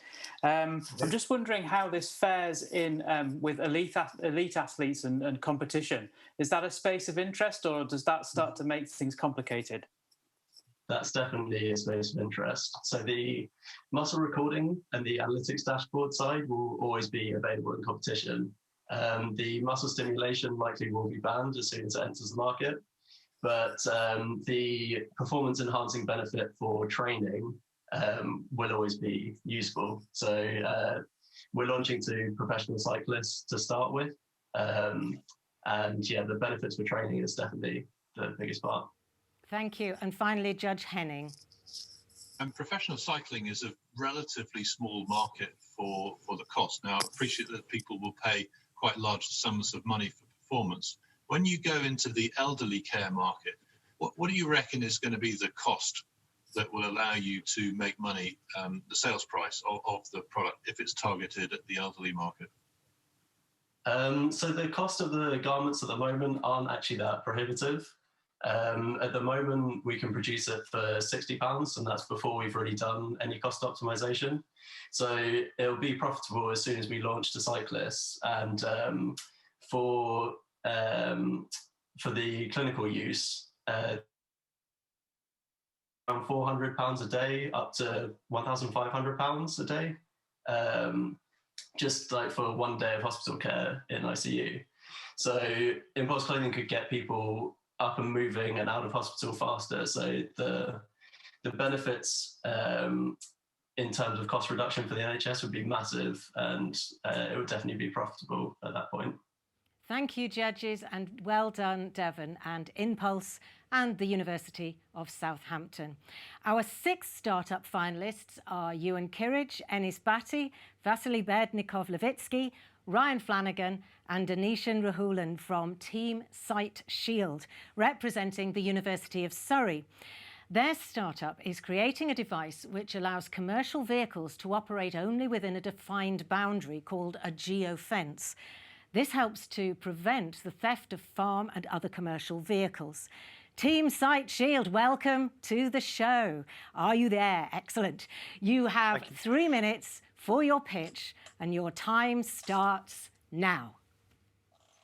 Hello. So starting our presentation, I'd like to introduce you to our idea SiteShield, which is a device designed to prevent the theft of agricultural and industrial vehicles using defined GPS boundaries. And the problem that we're aiming to combat here is the theft of such vehicles due to organized crime, primarily to be sold on or to be used in other crimes. And the main example of this is telehandlers being stolen to rip cash machines out of the side of buildings in rural areas so that they can then be stolen. These are problems which affect two of the UK's largest industries, causing hundreds of millions of pounds of losses per year. The construction industry alone loses around £800 million, not only in the cost of the vehicles themselves, but the effects on the operation of the company of losing that vehicle when it's needed the most. The agricultural industry is affected in much the same way, and both of these industries are characterized by a large number of diverse small businesses working alongside industry giants. So the solution has to be something versatile that can be used on many different vehicles in many different scenarios and have a low barrier to entry. So in order to achieve this, we are looking to use geofence technology so that the vehicle operator can essentially define a boundary around their work site or farm, and within that boundary, the vehicle will operate completely as normal. But as soon as it approaches the boundary, a siren will sound, and as it crosses the boundary, the engine will be cut off. We are going to use technology which is already readily available, but isn't yet used in this application, to achieve a low RRP of £60. This will also be helped by outsourcing production to China. And the aim of this low price point is to make the device easily accessible to those small businesses. Because of that, our primary revenue stream then is going to be for the £6 per calendar month subscription for the active GPS service. Our primary competition is traditional electrical immobilizers, but SiteShield holds some significant advantages over those. Because of the fact that we don't use a smart key or a numerical key, which could be forgotten or stolen, or even electrically bypassed, SiteShield is easier to use and doesn't provide any barrier to using the vehicle on a busy work site. It's also easier to install on a larger number of vehicles. So we have a problem and a solution, but how do we get that solution into the market? We're going to target the smaller businesses first, starting with our base of operations in the East Midlands, since it's so heavily affected. We will then work our way outwards through the Northeast and Southeast over the course of 2 years into the rest of the country. And we'll target these small businesses by having demonstrations at trade and agricultural fairs of our device in action, as well as partnering with dealerships. Once we've established our place in the market and shown how effective and useful SiteShield is, we'll be able to approach those industry leaders with larger fleet sizes, aiming to win contracts to install our device on all of their relevant vehicles. So that's the end of our presentation, and some other members of my team will now join me to take any questions. I'm impressed, thank you. Very well done, Team SiteShield. So Judge Gareth, would you like to start the questions, please? Yes, thank you. It seems like a really interesting idea, and in a way, quite simple, which is good news. I'm just wondering, some of the organised crime that might target vehicles like this are getting more and more sophisticated. So, what mechanisms are built in against hacking or disrupting the geofence? So essentially, the geofence won't be. It'll be defined on our side, on our servers. So they won't be able. Anybody attacking the vehicle won't be able to change it from there. And the device is going to, even if you remove the device from the vehicle, the engine then won't get any fuel from the fuel line. Okay, thank you very much. Question from Judge Steve. Very interesting innovation. What's to stop somebody putting the digger or the JCB on the back of a flatbed lorry and then removing the device in their own time? So one of the measures against this is the fact that because our device uses active GPS, even if they do just put the vehicle on the back of a flatbed or something and drive it off, then you'll be able to see, you'll get an alert when the device leaves the area, and you'll be able to see where it is at all times. And quite frequently, when criminals steal devices that steal vehicles that have a tracker on them, they'll leave them somewhere to check whether anyone comes and finds it because it's got a tracker. And if they do, then they don't take it. Okay. Okay, thank you. A question from Judge Anna. Thank you very much for the presentation. My question is about effectiveness of your solution versus insurance. Would it be cheaper for people to claim the insurance after the theft of the vehicle rather than pay the subscription cost?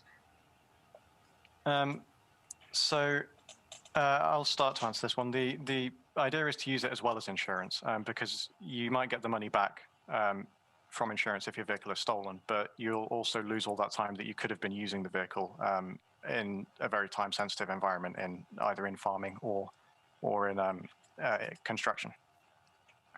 Thank you. Judge Henning, your question, please. Any plans to combine with insurers so that you get a discount on your insurance if you've got this installed, so that it becomes virtually cost-free to the users? Have you done any calculations in that area?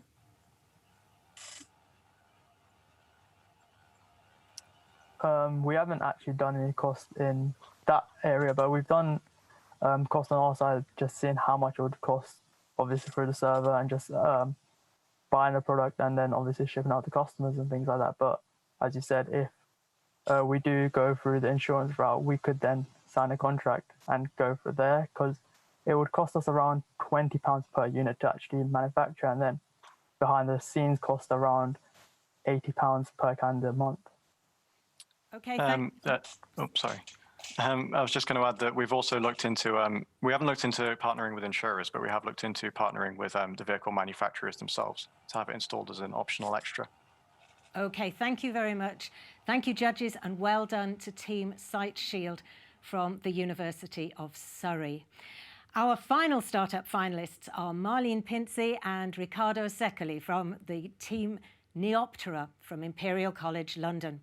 Their startup is developing a novel bio-inspired steerable catheter designed to improve the treatment of epilepsy. Marlene and Riccardo, welcome to the show. Are you there? Excellent. Yes, you have 3 minutes for your pitch, and your time starts now. Thank you. This is our presentation. So I'd like you to meet Julie. Julie just woke up from ablation epilepsy surgery, and this is what she sees. I'm not talking about the scenery, I'm talking about Julie's field of view being reduced by half. This is the most common complications related to epilepsy surgery, affecting up to 30% of the patients. My name is Marlene. I'm co-founder of Neoptera Surgical, a medical robotics startup, and we're looking to help people like Julie. And Julie is not alone. 65 million people worldwide are suffering from epilepsy, causing them daily seizures that make their life impossible. 40% of these patients are resistant to drugs, and their only option for recovery is brain surgery. A promising procedure for curing drug-resistant epilepsy is called the laser interstitial thermotherapy, or LIT, but LIT delivery system is still far to be effective. A straight cannula is inserted from the back of the head to reach a curved target area in the brain, with high risk of damaging important structures such as optical nerves, as it happens to Julie. Neoptera proposes an innovative solution to this problem developed over 8 years of research, a minimally invasive bio-inspired steerable catheter. This catheter can be inserted safely in the brain, maximizing the ablation of complex structures. One single curved insertion driven by robotic AI system like no other existing tools in the market. Neurosurgeons help us to define the existing technological gaps in current surgical system. Neoptera is the only one providing a multi-lumen AI-assisted steerable catheter featuring embedded diagnostics and being MRI compatible. Our current prototype is the TRL6, a robotic ecosystem designed for multiple neurosurgical treatments that features a planning navigation software, a family of medical-grade catheters, which key technology has an international patent. We have planned a 54-month timeline with clear milestones to reach a medical certification. We are now looking to raise £2.3 million to kick off the venture and create and test a new MVP. The Engineering in Business Fellowship will help us to find new IPs and draft our regulatory pathway for certification. Neoptera will use a business-to-business model to generate revenue. Our addressable market counts up to 120,000 cases treatable with our system just in the UK, over 1 million in Europe. The MVP will be designed to reflect our vision for a unique robotic platform to deliver multi-treatments in soft tissue. We will start with epilepsy, but we will expand soon to other indications. The core team behind this technology has more than 30 years of experience in medical robotics, and it has developed the robotic system in collaboration with the industrial partners. Our clinical advisory board features some of the most recognized neurosurgeons in the world. If you want to collaborate with us to bring the system into the hospital as soon as possible, please get in touch with us. Thank you. Thank you very much indeed. You did that well within the time. So let's go over to the judges. Judge Anna, your question, please. Thank you very much. Excellent presentation, really interesting innovation. My question is about production cost of catheters and where, so firstly, how much will they cost to produce and where are they going to be produced? Yes, so basically, we already have a partnership with industries. So they are already producing a catheter. We own already the IP, and we have already a sterilizable package of our catheter. So our advantages will be very, very cheap because it's basically completely passive and made of plastic. It will cost around probably a few pounds, while the entire setup, so the robotic system, will be cheaper than our competitors. So we approximate, we think there will be around 200,000 K, which is less than competitors, but with more key features as you could see from the presentations. Thank you. Really interesting innovation.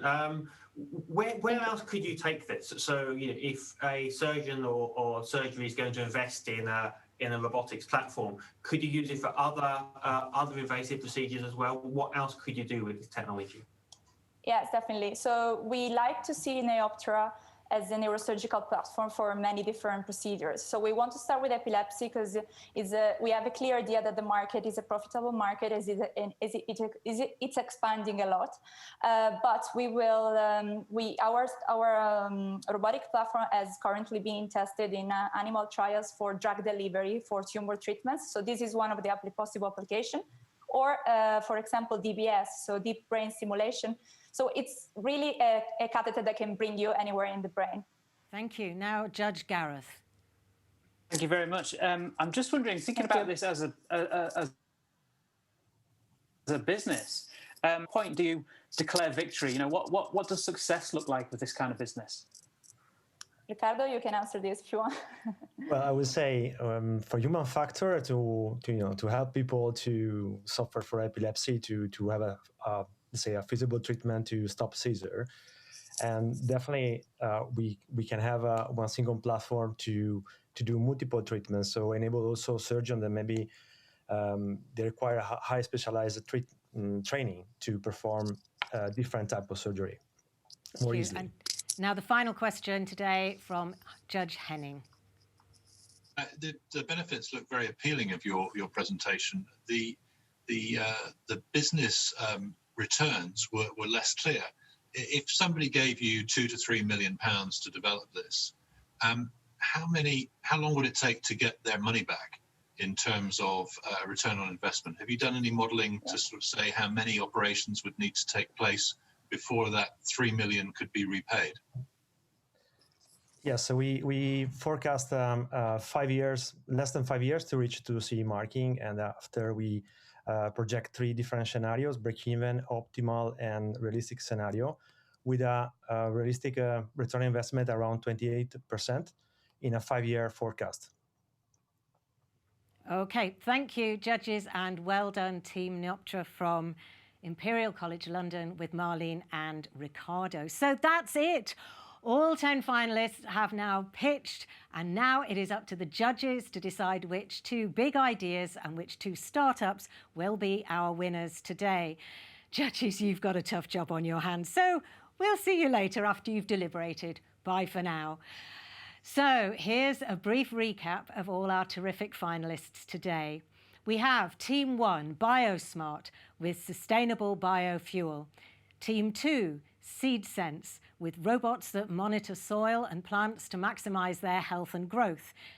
Team 3, SimSurgeon, with software to train medical teams in virtual reality.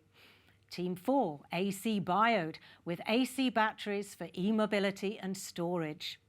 Team 5, PETexe, a smart filter for microplastic waste in washing machines.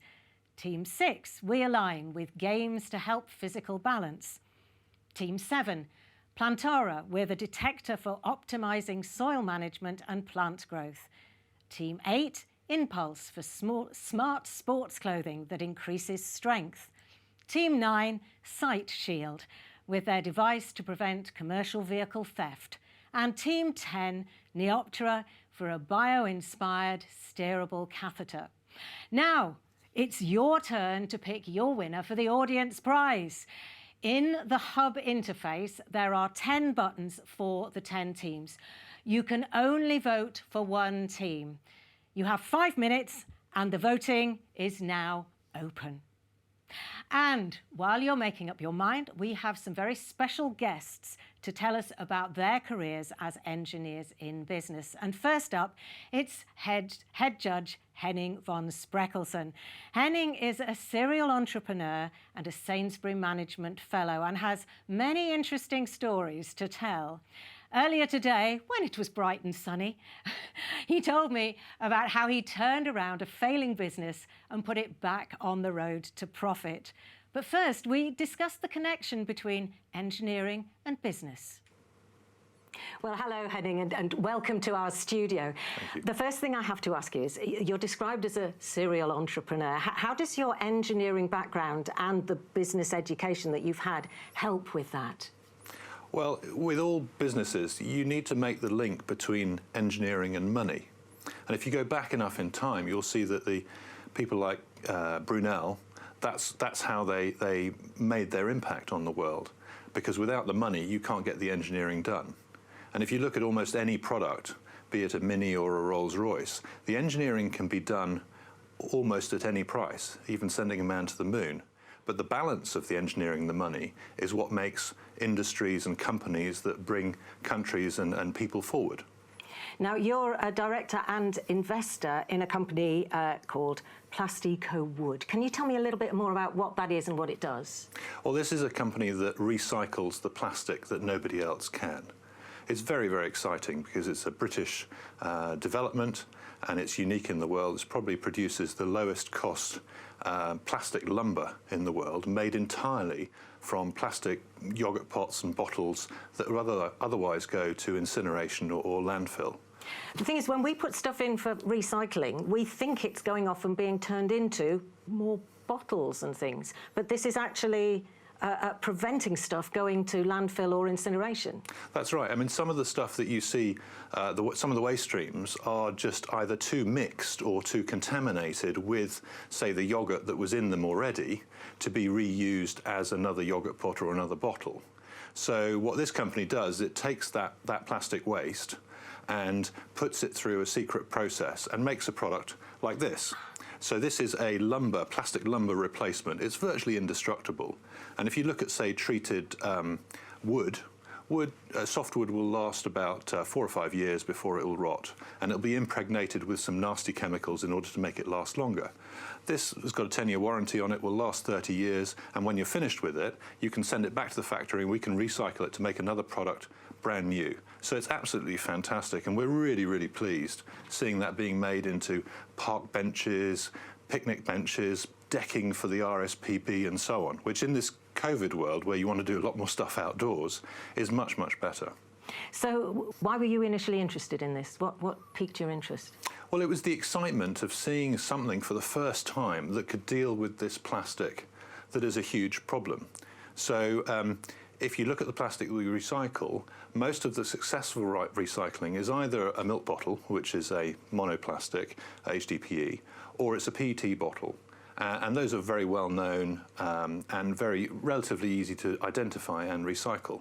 When you get the mixed plastics, which are also contaminated by bits of metal, bits of the product that was in them, a bit of paper, and also that mix of plastic, that becomes a real problem for many plastic recyclers. So this process was very exciting in that it could deal with all of those issues. And a bit like the old beer advert, it could recycle those plastics that others couldn't reach. But I understand that when you first showed an interest, this was a company that wasn't really doing that well. So why did you decide to go ahead and invest? Well, I could see the possibilities. I mean, these things are always team efforts. And the first thing I saw was that there was a good team that was in place. But the money that had been spent in the past had been spent on industry standard equipment, which was the wrong stuff. And so we got rid of about 60% of the equipment in the factory. Absolutely 60% just went out in the yard and was never used again. And that then stopped a lot of the menial work that was going on in the business, which was wasteful and not very nice, and we replaced that with further automation. We then made some tweaks to the process, some secret tweaks, and we made a change in terms of how we produced. Before, we would produce to order, which is a conventional way. Customer orders something and then you produce it. But in our case, we were just hanging around waiting for customer orders. Whereas if you make to stock, you can do that with a raw material that's virtually free. And those three things, getting rid of the equipment that wasn't required, making the secret changes in the process, and making to stock rather than making to order, were the things that turned the business around. And you could see that based on what you talked about before, the combination of the engineering and the business education. But I do have to ask you, going in there and seeing stuff that is industry standard and saying, no, we're going to ditch this, we're going to do it our way, that takes a bit of a leap of faith? Or was it your engineering background that made you say, look, I do know this is not the best way to do it? Yes, in a nutshell. But it's the combination of what I learned on the MBA after doing my engineering degree. Because, as I said before, once you link the engineering with the money, you look at a factory, you look at a process, and you look at where the gross margin is in a company. So that's the sales price minus the raw material costs. And you look at the time it takes to do something. And if you focus on the gross margin of a business and the time it takes to do something, you suddenly realize that there are often a lot of wasted activities. And in my past career, I've done everything, looked at everything from making nitroglycerin, hydrogen cyanide, plastics, big capital equipment, and it's always the same story, that if you look hard enough and you combine your looking and dumb questions with the knowledge that the people in the business already have, then that's when the real fireworks start. Because generally, the people in the business know what is working and what's not working. And you look to try and harness those skills. You mentioned those dumb questions that you might ask. What sort of questions do you as an investor ask? What sort of things are you looking for? Well, the sort of thing you would ask is, you'd ask, do you have to do it that way? That's the first thing. And the answer will be, this is the way we've always done it. Yeah, but that's not the right answer. Exactly, yes. So if you ask the question, do you have to do it that way? And then you challenge people and say, well, you know, I want to treble the profits without impacting on staff or impacting on the environment or whatever. You then challenge people to say, well, how would you do that? And you generally find, especially the younger people in the organisation, are let free by those questions. And that answer that you just gave, which is, oh, we've always done it that way, goes out of the window. And you can make progress extremely fast once you start asking the right questions. Now, thinking about our finalists today, they're going to be looking for financial support for investors. How should they present their ideas? What is it important that investors hear? Well, I think the main thing for investors is they want to hear what's in it for the investor. And that's an area where most startups and most teams go wrong. I would have thought that would be obvious. It is obvious when we talk about it like this. But a lot of startup teams are sort of obsessed with themselves. Oh, and whatever their idea is. I think this is the thing. You can get so excited about the idea, actually recognising that somebody else is interested in it from a financial point of view, as opposed to just it's a clever idea. Yes, because, you know, there are always 101 ways to do the same thing. And your clever idea is your clever idea, it's your baby.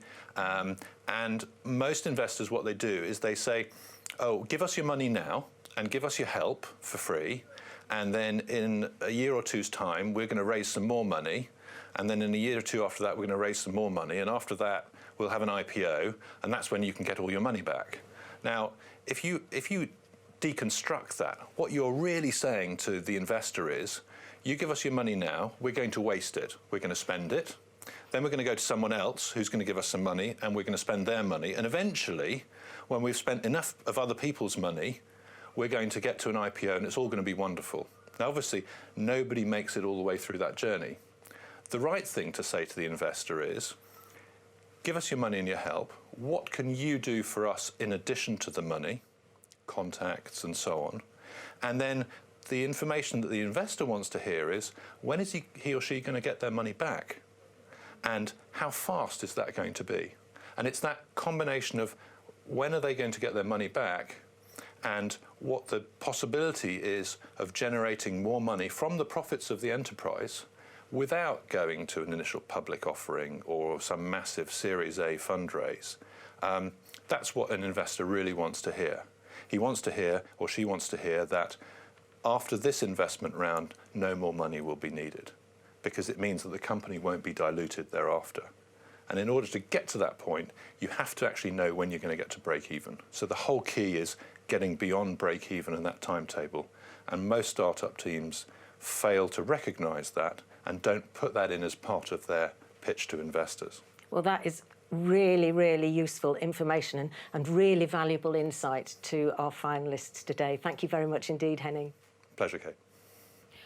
Right, well, voting is now closed, and we welcome back David Falzani to announce the winners of the pre-show and audience prizes. David, it's over to you. Thank you, Kate.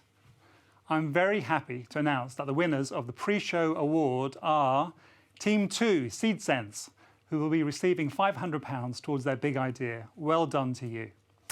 And the winners of the audience prize, which everyone watching was able to vote for, is Team SimSurgeon, who will also be receiving £500 towards their big idea. Well done, Team SeedSense and Team SimSurgeon. The people really liked your ideas. But will the judges feel the same way, Kate? Well, they've definitely had some tough decisions, as all 10 teams pitched really brilliantly. While they're still discussing, we now have some guest speakers for you. If you do have a question for them, please submit it and we will try to ask them if there is time. Our first guest is Chris Hughes, who is a Sainsbury Management Fellow and recently started a business producing, I've got to get my prop here. Here it is, producing Wilfred's Aperitif. It's a non-alcoholic aperitif. After 2 months on the market, Wilfred's won a Great Taste Award and sales are doing very well. So Chris, welcome to the show. And can you tell us, how did you turn an idea like this into an award-winning drink?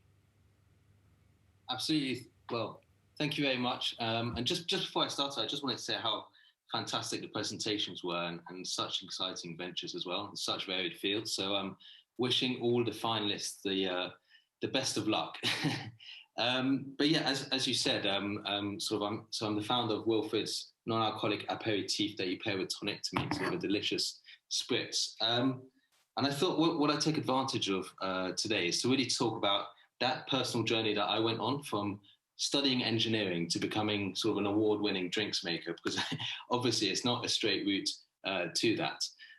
But first, I'll just tell you a little bit about Wilfred's, as you just asked, which was, so we launched 3 months ago, and as you mentioned, we won sort of the Great Taste Awards, and I'm thrilled to say that actually, as of this week, we just won Best Non-Alcoholic Drink Award for the Great British Food Awards. So it is going very well. But what makes Wilfred's in particular special is that it's completely free of alcohol, but while maintaining that alcoholic cocktail feel, taste, and presentation. As you can see, I've sort of prepared a non-alcoholic spritz here earlier, but it's also made using only natural botanicals and about 4 to 5 times less calories than the alcohol equivalent. So effectively, with Wilfred's, what I was looking to do was to make a drink that was made for the modern British drinker who wants all the flavour and complexity of a great drink, but while still being good to themselves. So what I want to talk about actually is, how did I start as an engineer and become founder of a drinks business? And so I'm just going to rewind all the way back to 2008. I just finished university at Imperial College. I just finished mechanical engineering, and I wasn't entirely sure what I wanted to do next. I even questioned whether I wanted to be an engineer. But so what I did is I took a gap year. I went to Argentina and Brazil. Worked for charities, and actually learned how to make great caipirinhas. But I came back from that deciding, actually, yes, I definitely want to do engineering. I absolutely love engineering. And so that's exactly what I did when I came back to London. And I worked for Hitachi, designing high-speed Japanese trains for the UK market. So I worked there as a project engineer, design engineer, and I managed to persuade them to send me to Japan. I'm not sure how, but whilst I was in Japan, I got to work within the Japanese factories, designing high-speed Japanese trains. And you can imagine just how exciting that was as an experience, but also as an engineer to be there designing those Japanese trains, where they were built, and famously those bullet trains. But one other thing I did also learn in parallel was how to make a fantastic Japanese whiskey old-fashioned. But after coming back from Japan and working at Hitachi, I felt I could do more and have a bigger impact on the world if I had business as an engineering background. And that's what led me to apply to and eventually go to INSEAD and study Masters in Business. What I really wanted was a strong foundation in business, and I really wanted to kickstart my career, and that's exactly what it did. But INSEAD was based in Singapore and France, and in France, naturally, I learned how to taste great champagnes and delicious Bordeaux wines. So I think you might be seeing a bit of a theme here. And at INSEAD, I realized that I had a passion for innovation and entrepreneurship. And so I found a job as an inventor at What If Innovation Consultancy after my MBA. And the beauty of that job was I helped big businesses identify the big opportunities in the markets and launch startups within their own companies to challenge those markets. And again, in parallel, I also learned how to make incredibly tasty, non-alcoholic aperitifs. So it was on that journey that I realized that in parallel with growing my career, through engineering, through business, and through innovation, that I'd been growing a love of making great tasting drinks. And that's when I decided, actually, I wanted to marry out my business with my career and my hobby. And that's when I decided to eventually finally launch Wilfred's non-alcoholic aperitif. But what's sort of the first thing that you do as an engineer when launching a drinks business? So I put my engineering hat on, and naturally the first thing as an engineer was I went straight back to university and I bought about £500 worth of alcohol, in this case gin, and I put it through a vacuum distillation machine to remove the alcohol at varying levels. And then I taste tested 40 samples of different levels of gin. So you can imagine it would be 0% gin all the way up to 40% gin. Eventually, I found that actually a non-alcoholic gin is not what I want to create. I believe that bittersweet flavor from an aperitif is a unique alcoholic taste profile. A non-alcoholic gin, I just don't think is going to work in this market. But what it did show is that using my engineering hat, I was able to apply that to launching a drink. But what would you do if you had an MBA and you're a consultant inventor when launching a new drink? The first thing I did was I looked at the opportunity. So how big was this opportunity? I saw that 20% of UK adults don't drink a drop of alcohol. So that's 1 in 5 adults don't drink alcohol in the UK. And that alone is a huge market. And 70% of adults are actively looking to cut down on drinking. So there's a huge need and a want. But it's not just that. There's been a series of movements around improving health in this world, and sort of revolutions, in fact. And we've gone, so for example, from eating dairy to having non-dairy products. We've gone from smoking to vaping. We've gone from meat eating to veganism. And I believe the next big change is going from alcoholic drinks to non-alcoholic drinks. So we've had a fantastic launch. And for our next steps, we're now looking ahead to our first fundraising round early next year. It's incredibly exciting. Obviously, if there's anyone listening interested, do get in touch or reach me through Kathy. But what I really wanted to finish on was that it's only through my background and experience as an engineer with a master's in business, consulting around innovation and a passion for great tasting drinks that I have been able to create sort of this award-winning non-alcoholic aperitif and launch a drinks business.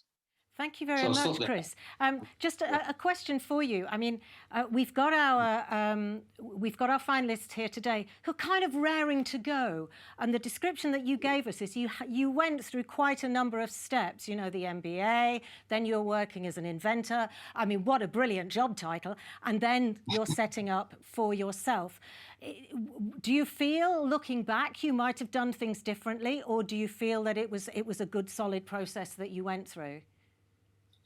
I think for me personally, it was a process I had to go through. I had a number. I've never had a problem with with ideas and sort of potential ideas to grow and build. In fact, I think I was 23 or 24 at the time when I wanted to create a breathing monitor for babies, for example, and I created a prototype. So I don't think there's no right time to start, as it were. It just so happened that for me, I went through this long process of actually finding a passion for drinks, which I didn't necessarily know I had until later on in my life. And that I realized that is something that I wanted to put my energy and my background in sort of business to help grow and create a drink that gave people more options when they were out and about. So finally, any quick words of encouragement for our finalists? Well, I think from everything I saw, I was already really incredibly impressed. So I think they're already all on the right tracks. You know, they've identified real big problems. So I would, I'd say keep going as you're doing. Yeah, I mean, best of luck to all of them. Thank you very much indeed, Chris. Really interesting story and some really valuable tips there. Our next guest is Professor Rob Carroll. Rob is an experienced investor and founder of Catapult Ventures. He is also a professor at Nottingham University Business School. Now, Rob, you're here to tell us how to secure first-round funding and attract a business angel. What advice can you give? Well, the messages are in the presentation, but it's all about the people and all about the team and how you deliver the message.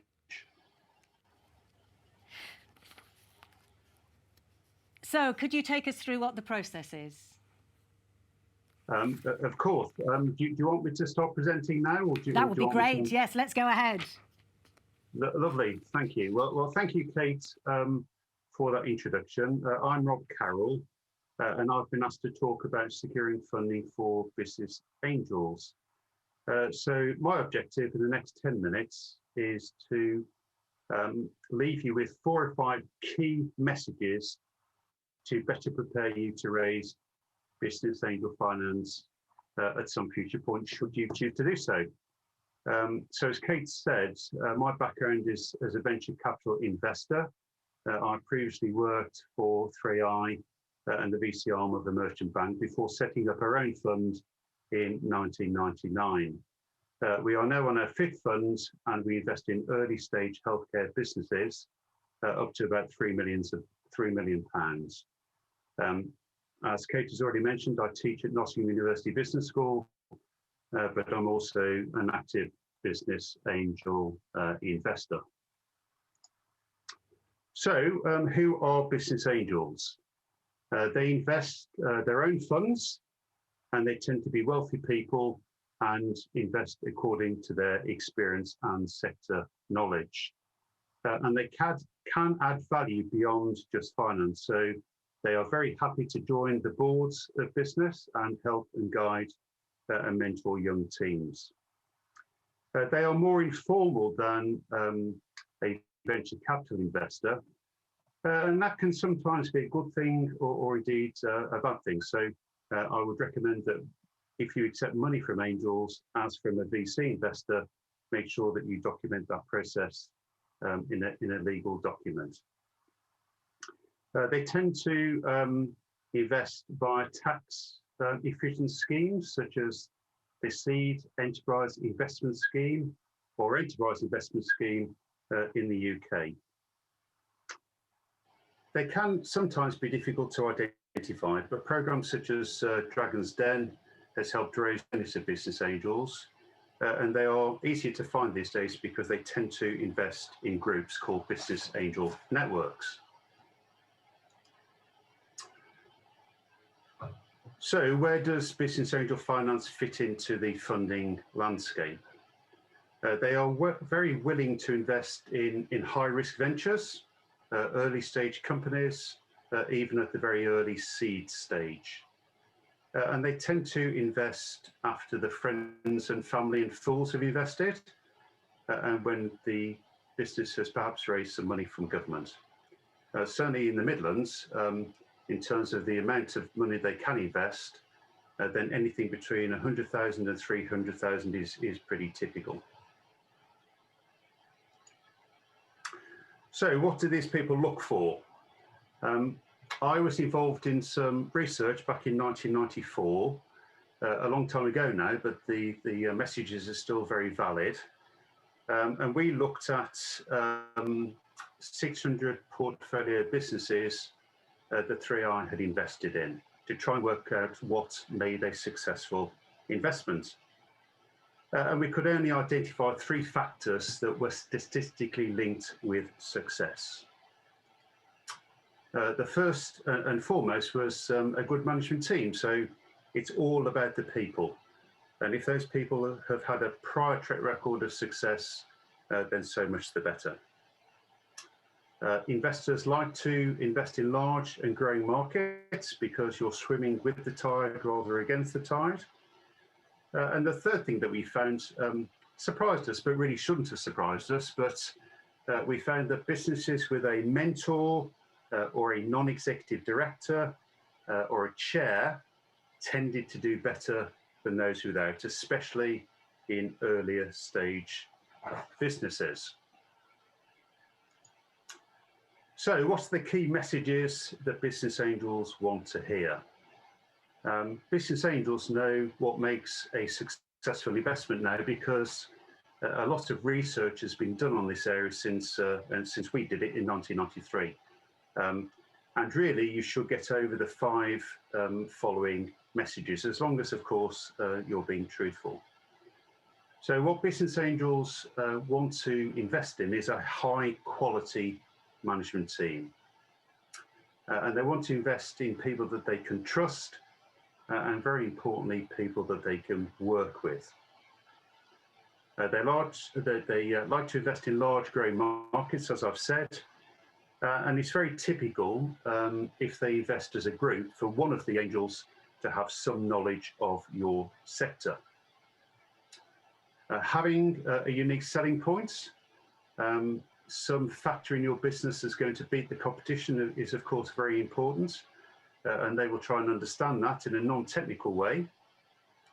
And also having somebody that believes in you, that's credible on your board, such as a chair or a non-exec, again, is to your advantage. Now, if you don't have that, one of the ways around that is to accept help from the business angel network. And again, that will stand you in good stead. And very importantly, they want to know how you are going to make the money by exiting your business, usually within a period of 5 years from their investment. So business angels are used to receiving lots of information in a certain way, and they like to receive pitches in a certain order. So it's not only what you say, but also the order in which you say it. If you do get a meeting with an angel network, those meetings are very typically 30 minutes long, and you will be given 15 minutes to make the presentation, followed by maybe 10 minutes of questions. So it's important to start well and finish well, and that means getting to your final slide. You will grab their attention to start with, and then of course you'll grab their attention at the end, which is when people pay most attention to presentations. I've listed here a suggested order with 11 key headings. So that really should mean no more than possibly 11 slides. Certainly don't go to more than 15 slides, because if you do, the danger is in your presentation, you won't get to the killer punch. So in terms of order, once you've introduced yourself, it's very important to talk about the credentials of the team, because as we've just explained, it's all about the quality of the people. So team number 1, and then you can go on to talk about the problem that you're solving, and then talk about a large and growing market. What certainly technical founders tend to do is dive straight into their solution or their product. And if you do that, especially if it's of a very technical nature, you tend to lose the audience, because they won't listen to you unless they know you're a good team solving a big problem, not just a nuisance, but a serious problem in a large and growing market. So once you've done that, you have permission to talk about your solution. But I would guard against going into too much technical detail at this stage, because you can always follow that in a future meeting with the business angels. After you've talked about your solution, you can talk about progress to date. How have you got to where you've got to so far? How are you going to invest their money to grow your business? And also some summary financial forecasts. And then you can move on to exit and who is going to buy your business at some future point and give the investors a return. And typically investors will be looking for 5 or 10 times their initial investment from selling your business in a number of years' time. And finally, your final slide is when you are allowed to sell. Why should they invest in you? And again, I would encourage you to go back to those key things that investors look for and really emphasize those points. So tell them why you're a good team, tell them why it's a large and growing market and why your business has an advantage in terms of a USP. Promote or mentor if you have one, or be willing to accept a mentor from the angels, and then talk about exit. So if you present it in this order, it should be well received and hopefully increase your chance of success. So my final slide is to wish you all the best, not just in this competition, but also in your business life. And thanks for listening. Thank you. Well, thank you, Rob. That was really informative. Lots of really good nuts and bolts stuff there. I think I'm going to be wanting a copy of that, those slides after. I found that really, really interesting. But I do just quickly want to ask you, so you must have heard loads and loads of pitches. Honestly, how many are that, oh, wow, that's a brilliant idea? Is it like 1 in 10, 1 in 20? What's it like? Well, it's very few and far between. I mean, we typically get 100 business plans. If we get 100 business plans in, we maybe invest in 2 or 3 businesses. So there is a very big shakeout rate. And in terms of a presentation, most people give a reasonable presentation.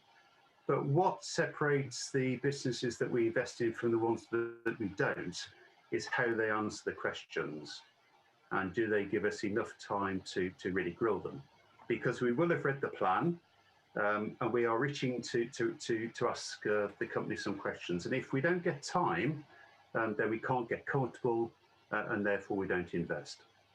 That's brilliant. Thank you very much indeed, Rob. That is such useful information. So now we're moving on to our final guest today. Before we hear from the judges, it's Sainsbury Management Fellow Chirag Shah. Now, he's coming to us all the way from Dubai. Chirag is another serial entrepreneur. He has founded and exited several businesses in a variety of sectors and geographies. He's a big fan of bootstrapping, the art of growing businesses without relying on external investors. He's also a professor of entrepreneurship at INSEAD Business School. So today, Chirag will be sharing with us his 5 secrets for success when starting a business. Chirag, over to you. Thank you, Kate. Good evening, everyone. Yes, I was so impressed with your River Thames backdrop in the studio there that I thought I'd compete with my own futuristic Dubai skyline. And no, I don't have a steel pole in the back of my head. That is actually the Burj Khalifa, which many of you will know is the tallest building in the world. Another great engineering feat. But today, if we can switch to the slides, I'm going to talk to you about what I call top five secrets for startup success. So these are kind of things that through my career, through the sort of school of hard knocks, so to speak, I've learned that you won't necessarily read in a textbook or learn in the classroom, that probably for those contestants in the competition and others watching who have startup ideas, some of them you might find quite helpful in how you think about growing and expanding your business. Just a quick touch on Kate already mentioned. So I've mainly focused in B2B. My background is as a manufacturing engineer, and I've been in supply chain. And so most of my businesses are related to supply chain, using something around internet technology to enable either procurement or supply chain aspects, analytics, and this kind of stuff. I sit as a non-exec. You just heard from Rob about investors, angel investors. I'm an angel investor as well, and sit on a number of boards to support those businesses. Data purchasing platform being, and Limelight Jewelry being some of those. And I also teach entrepreneurship at INSEAD. Before I dive in, I thought I'd issue a government health warning. So I think this world of entrepreneurship is very interesting. I think if you cycle back 40 years ago, entrepreneurship was really a dirty word. It was almost like the thing that you did if you couldn't get a stable, good corporate job. It's almost like the loser's option. I was like, okay, well, I can't get a job. Well, I better go and sell some lemonade or import some widgets from China and try to see if I can make some money. In those days, the difference between what you could make, what you could earn as in industry, and what you could do as an entrepreneur could be tremendous. Nowadays, that gap is much smaller. I think that society, the pendulum has swung. So society is very, very strongly pushing people to think about entrepreneurship. They see entrepreneurship as the engine of growth and all these lots of good things. But please remember, this is not for everyone. It's very stressful.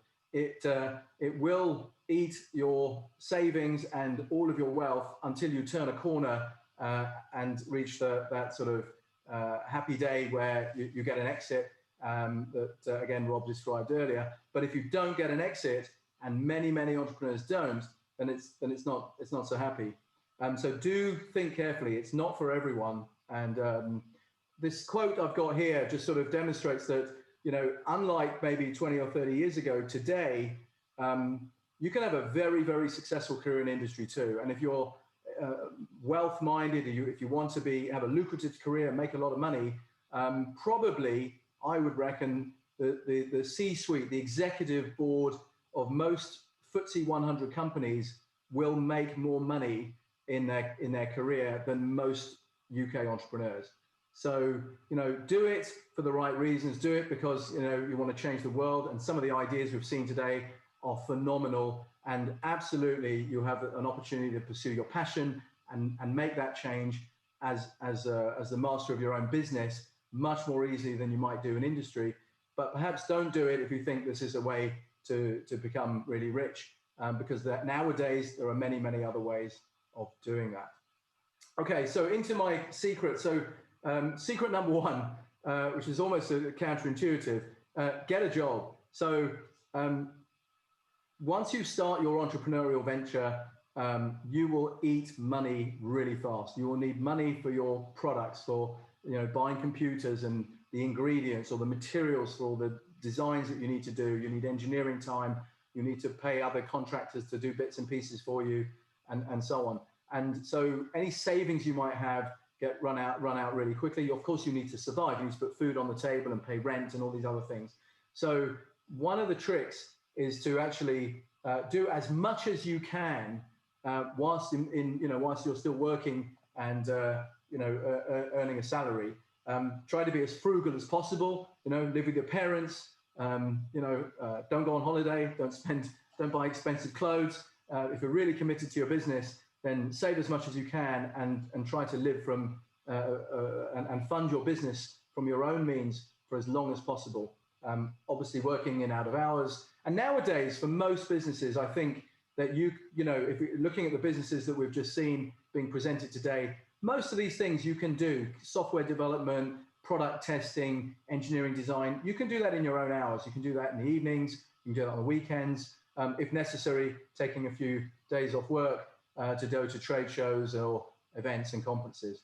Also, getting a job helps you further your experience, right? So you get to, if you're working in a relevant industry, you're deepening your expertise. You're also gaining contacts in the network and also establishing your credibility. If you're setting up a software business, we saw earlier someone that had a business with an app, and if you've worked at IBM, for example, then when you're starting your business and promoting it, investors will take you more seriously. Your customers will take you more seriously. You say, oh yes, this guy has some, IBM experience. He really must know what he's doing. So do think about that option. If the idea of trying to do both at the same time is too painful for you, then I would suggest that maybe being an entrepreneur is, not the right thing, and now would be a good time to look at alternatives. Being an entrepreneur is all-consuming. It will consume every minute of your day. You have to love what you're doing. You have to be really passionate about it. And if you're worried about not having the time to be able to keep down a job while you're focusing on your startup, then you're probably not made of the necessary metal to be an entrepreneur. My second secret is kind of, again, a little bit counterintuitive. It's what I call have an unfair advantage. So that sounds a little bit unethical. What do you mean, unfair advantage? But really, what we're trying to say here is that the world of business is really competitive. Everyone is dog eat dog, and I think Henning mentioned earlier that you have an idea and you think this is brilliant, but there's other 100 people who will find another way to deliver the same thing that you're doing, using different tools or different techniques, or even just simply copying your idea. So the best way to make sure that your idea is defensible and that you can win against your competitors is to focus on something that is hard to emulate, something that is really specialist, and that there aren't necessarily many people out there that have that knowledge or IP to be able to get into it. You guys watching this as engineers are really lucky, because you've probably done in your degree some kind of research or some kind of project where you've focused on some very niche aspect of something. I was fascinated by the AC battery, for example, and so many of the other projects.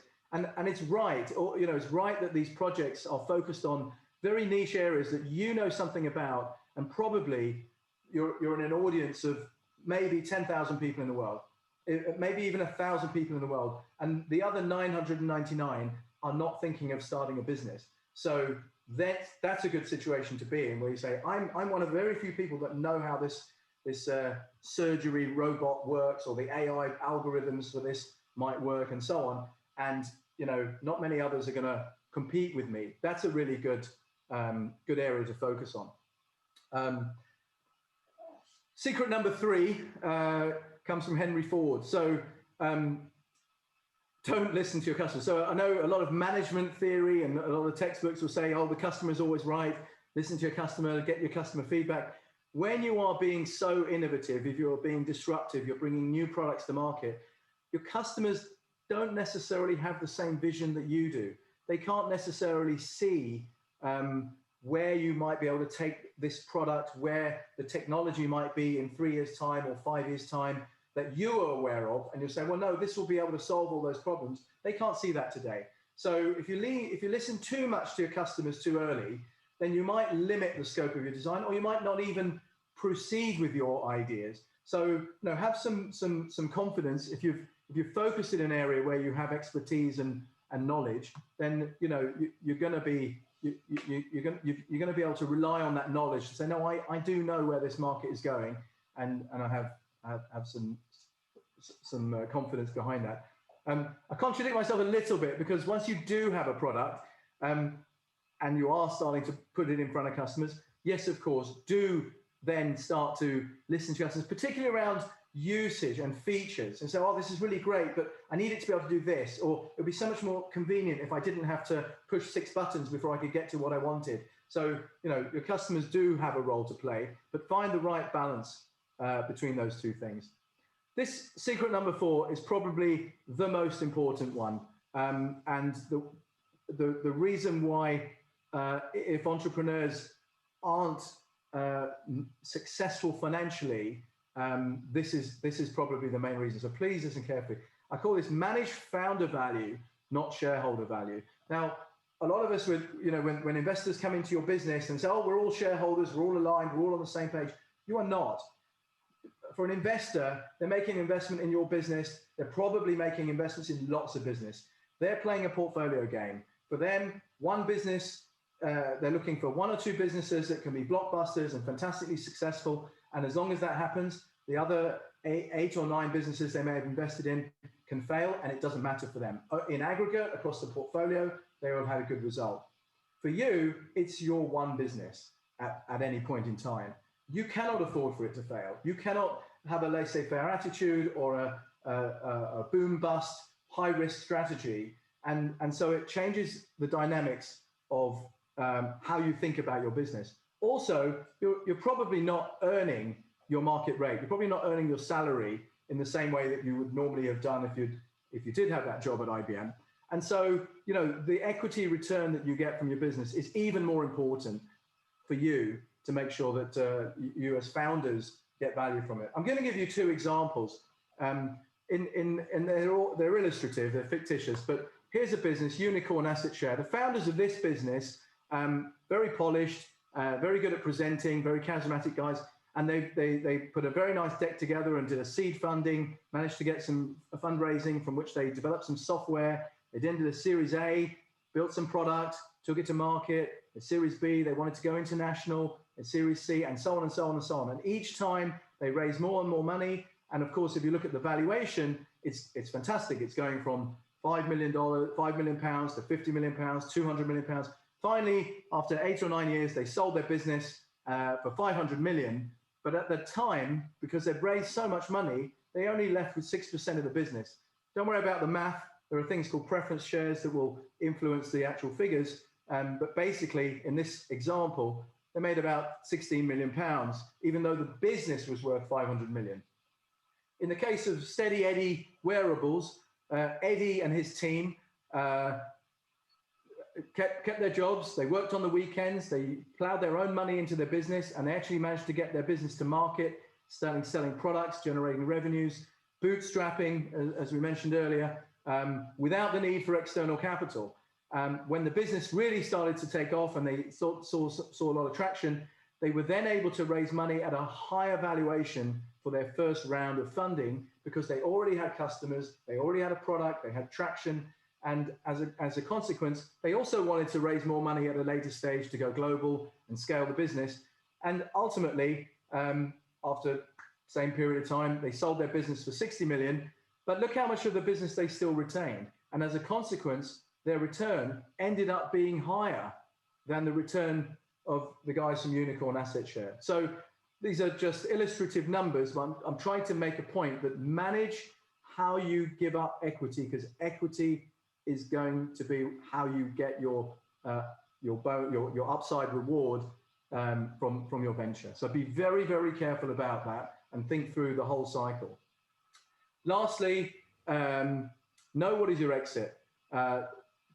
It sounds a really strange thing to say, but when you start a business, I think it's really healthy to say, why am I doing this? What does good look like for me? Because this is the secret to happiness. When I started my business, my first business, my goal was purely and simply to have a nice company with 10 employees. We wanted to have an office in Hammersmith where I went every day, had a really nice tight-knit group. And my only ambition was to make the same amount of money that I would have done in a nice corporate job, but working for myself, having my own freedom and independence to do what I wanted. I've never lost sight of that. That when I achieved that goal, I was so happy. And whilst you then layer on more goals and have more ambitions, I've never lost sight of what I did it for in the first place, and recognize that I achieved my goal, because that is the secret to happiness. Otherwise, you can always put another zero on your business. You can always be bigger and bigger and bigger. And if you never recognize what success was for you at the beginning, then it can be a path to disappointment. And a last point, which is really important, and there's a lot of talk today about exit and selling your business and so on. Do also recognize a profitable business is an exit. If you're running your business in 5 years' time, you're making nice profits, maybe even growing slightly, that is something to be very proud of and to recognize as a successful outcome. You do not have to sell your business or IPO or any of these other things in order to recognize that you've been very successful.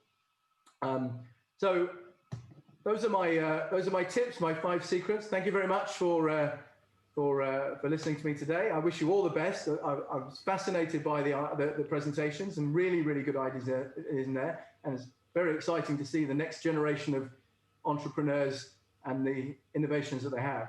Well, thank you so much for sharing those secrets with us, Chirag. Really is amazing. I mean, the free advice we're getting today is just brilliant. I really appreciate your time. Thank you. Well, it is now nearly time for the judges' prizes. Let's just have a quick recap. We've got 2 categories this year, Big Ideas and Startup, with the judges awarding a runners-up and a winner's prize for each. Now, before I go on, I have to check. I do this thing. Are the judges ready? Are we ready to go ahead? Yes. And yeah, it really, I mean, judges, I don't know how you've dealt with this, and it's particularly difficult that you're trying to do it remotely. I mean, I've been a judge for school competitions in the past, and I know that just sitting around the table trying to work out who you want to give the prizes to can be really, really hard. So thank you so much for your time. You know, day has turned to night while we have been through this experience together. So we really do appreciate what you've done. And I think I have to apologise if I've cut you off a bit on occasions, but I'm trying to get them to work to a time scale and to get this feeling that actually you do have to fit in to what the expectations are, you know. So Henning, how's the judging process been? Pretty intense focus on the numbers, the results, but we had a lot of quality tonight, so it was not a straightforward discussion, but we've come out with a consensus amongst the judges, so we are very pleased. You've got a consensus. That is really good. Well done. Congratulations. So I think we are now ready to make the announcements. And we will be starting with the runner-up in the Big Ideas category. Gareth Traynor, can you please announce the winner? Sorry, can you please announce the runner-up in the Big Ideas category? Who will be winning £1,500? Okay, so the runner-up ideas category is we're in the runner-up, aren't we? Yeah, are we doing the runner-up? I've Just got to get this straight. The runner-up in the Big Ideas category, yes? Yes. It's BioSmart. It's Team BioSmart. Congratulations, you are the runners-up for the Big Ideas category. How does it feel? That's absolutely amazing. We're over the moon. That's an amazing, amazing piece of news. Thank you. Well done. I can see smiles on your faces, and you're going to be taking home this lovely trophy for being the runners-up in the Big Ideas category. So now we move on to the runner-up of the Startup category, who will also win £1,500. Anna Avagliani, will you please announce the runner-up in the Startup category? The runner-up is Impulse, but I must also mention WeAlign, who we thought were absolutely fantastic. So they are highly commended. So we've got a highly commended for WeAlign, but it's Team Impulse. Congratulations, you are the runners-up for the Startups category. And there is Devon smiling away, despite the technical challenges that we had. How does it feel? Yeah, I didn't think it was going to happen after that. But yeah, thanks. I really appreciate it. It's amazing to be here. Brilliant. You're going to be taking home this lovely trophy for being the runner-up in the Startup category. So now it's time to announce the winners of the 2020 Champion of Champions final. And in both the Big Ideas and the Startup categories, each group will receive £3,000 and a Sainsbury Management Fellow mentor. So, Steve Cleverly, will you please announce the 2020 Champion of Champions Big Ideas winner? Yes, this year's winner of Big Ideas is Team SimSurgeon. Team SimSurgeon! Congratulations! Oh, we're hoping to get them online so that we can congratulate them in person. So was it a difficult decision? I mean, it's to remind us, this is Aishin and Manuel with their simulated education software and haptic hardware for surgeons. Are we going to be able to get them? We can't see their happy faces.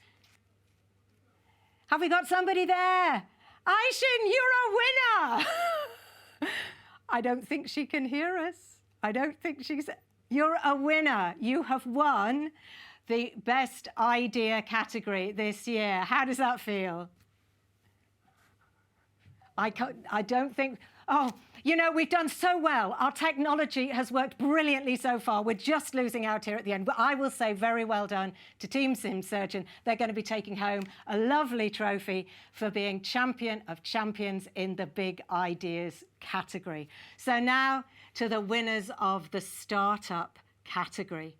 Head judge Henning von Spreckelsen, will you please announce the 2020 Champion of Champions startup winner? Well, from the judges, thank you, but by unanimous decision of all 4 judges, I can announce that the winner of the startup competition 2020 is, drumroll, PETexe from Exeter University. Team PETexe from Exeter University. It's Jonathan and John. Congratulations. How are you feeling? Surprised. Ecstatic. Yeah, I mean, and it was unanimous. The judges said it was unanimous. I'm so pleased that I'm absolutely fascinated by this project, and so I'm delighted that you've won this prize. You're also going to be taking home this lovely trophy, so you can prove it that you are 2020 Champion of Champions in the startup category. You are winners. Of course, everybody here is a winner because just getting to this Champion of Champions competition. So, judges, how did you find the judges? Just a quick word from Henning saying, how was it for you? Well, it was very enjoyable looking at some very high quality submissions. And I think we can all say that we were really pleased to be part of today's event. Well, so thank you to all the contestants from us. And from all of us, thank you, judges, for all your time and effort and expertise today. It has been a fantastic show, full of exciting talent and ideas to tackle the everyday and worldwide challenges that face society. For more details on how to participate in the Engineers in Business competitions, please visit the Apply page of our website. And you can see our EIBC 2020 Champion of Champions winners videos at www.eibc.org.uk/winners.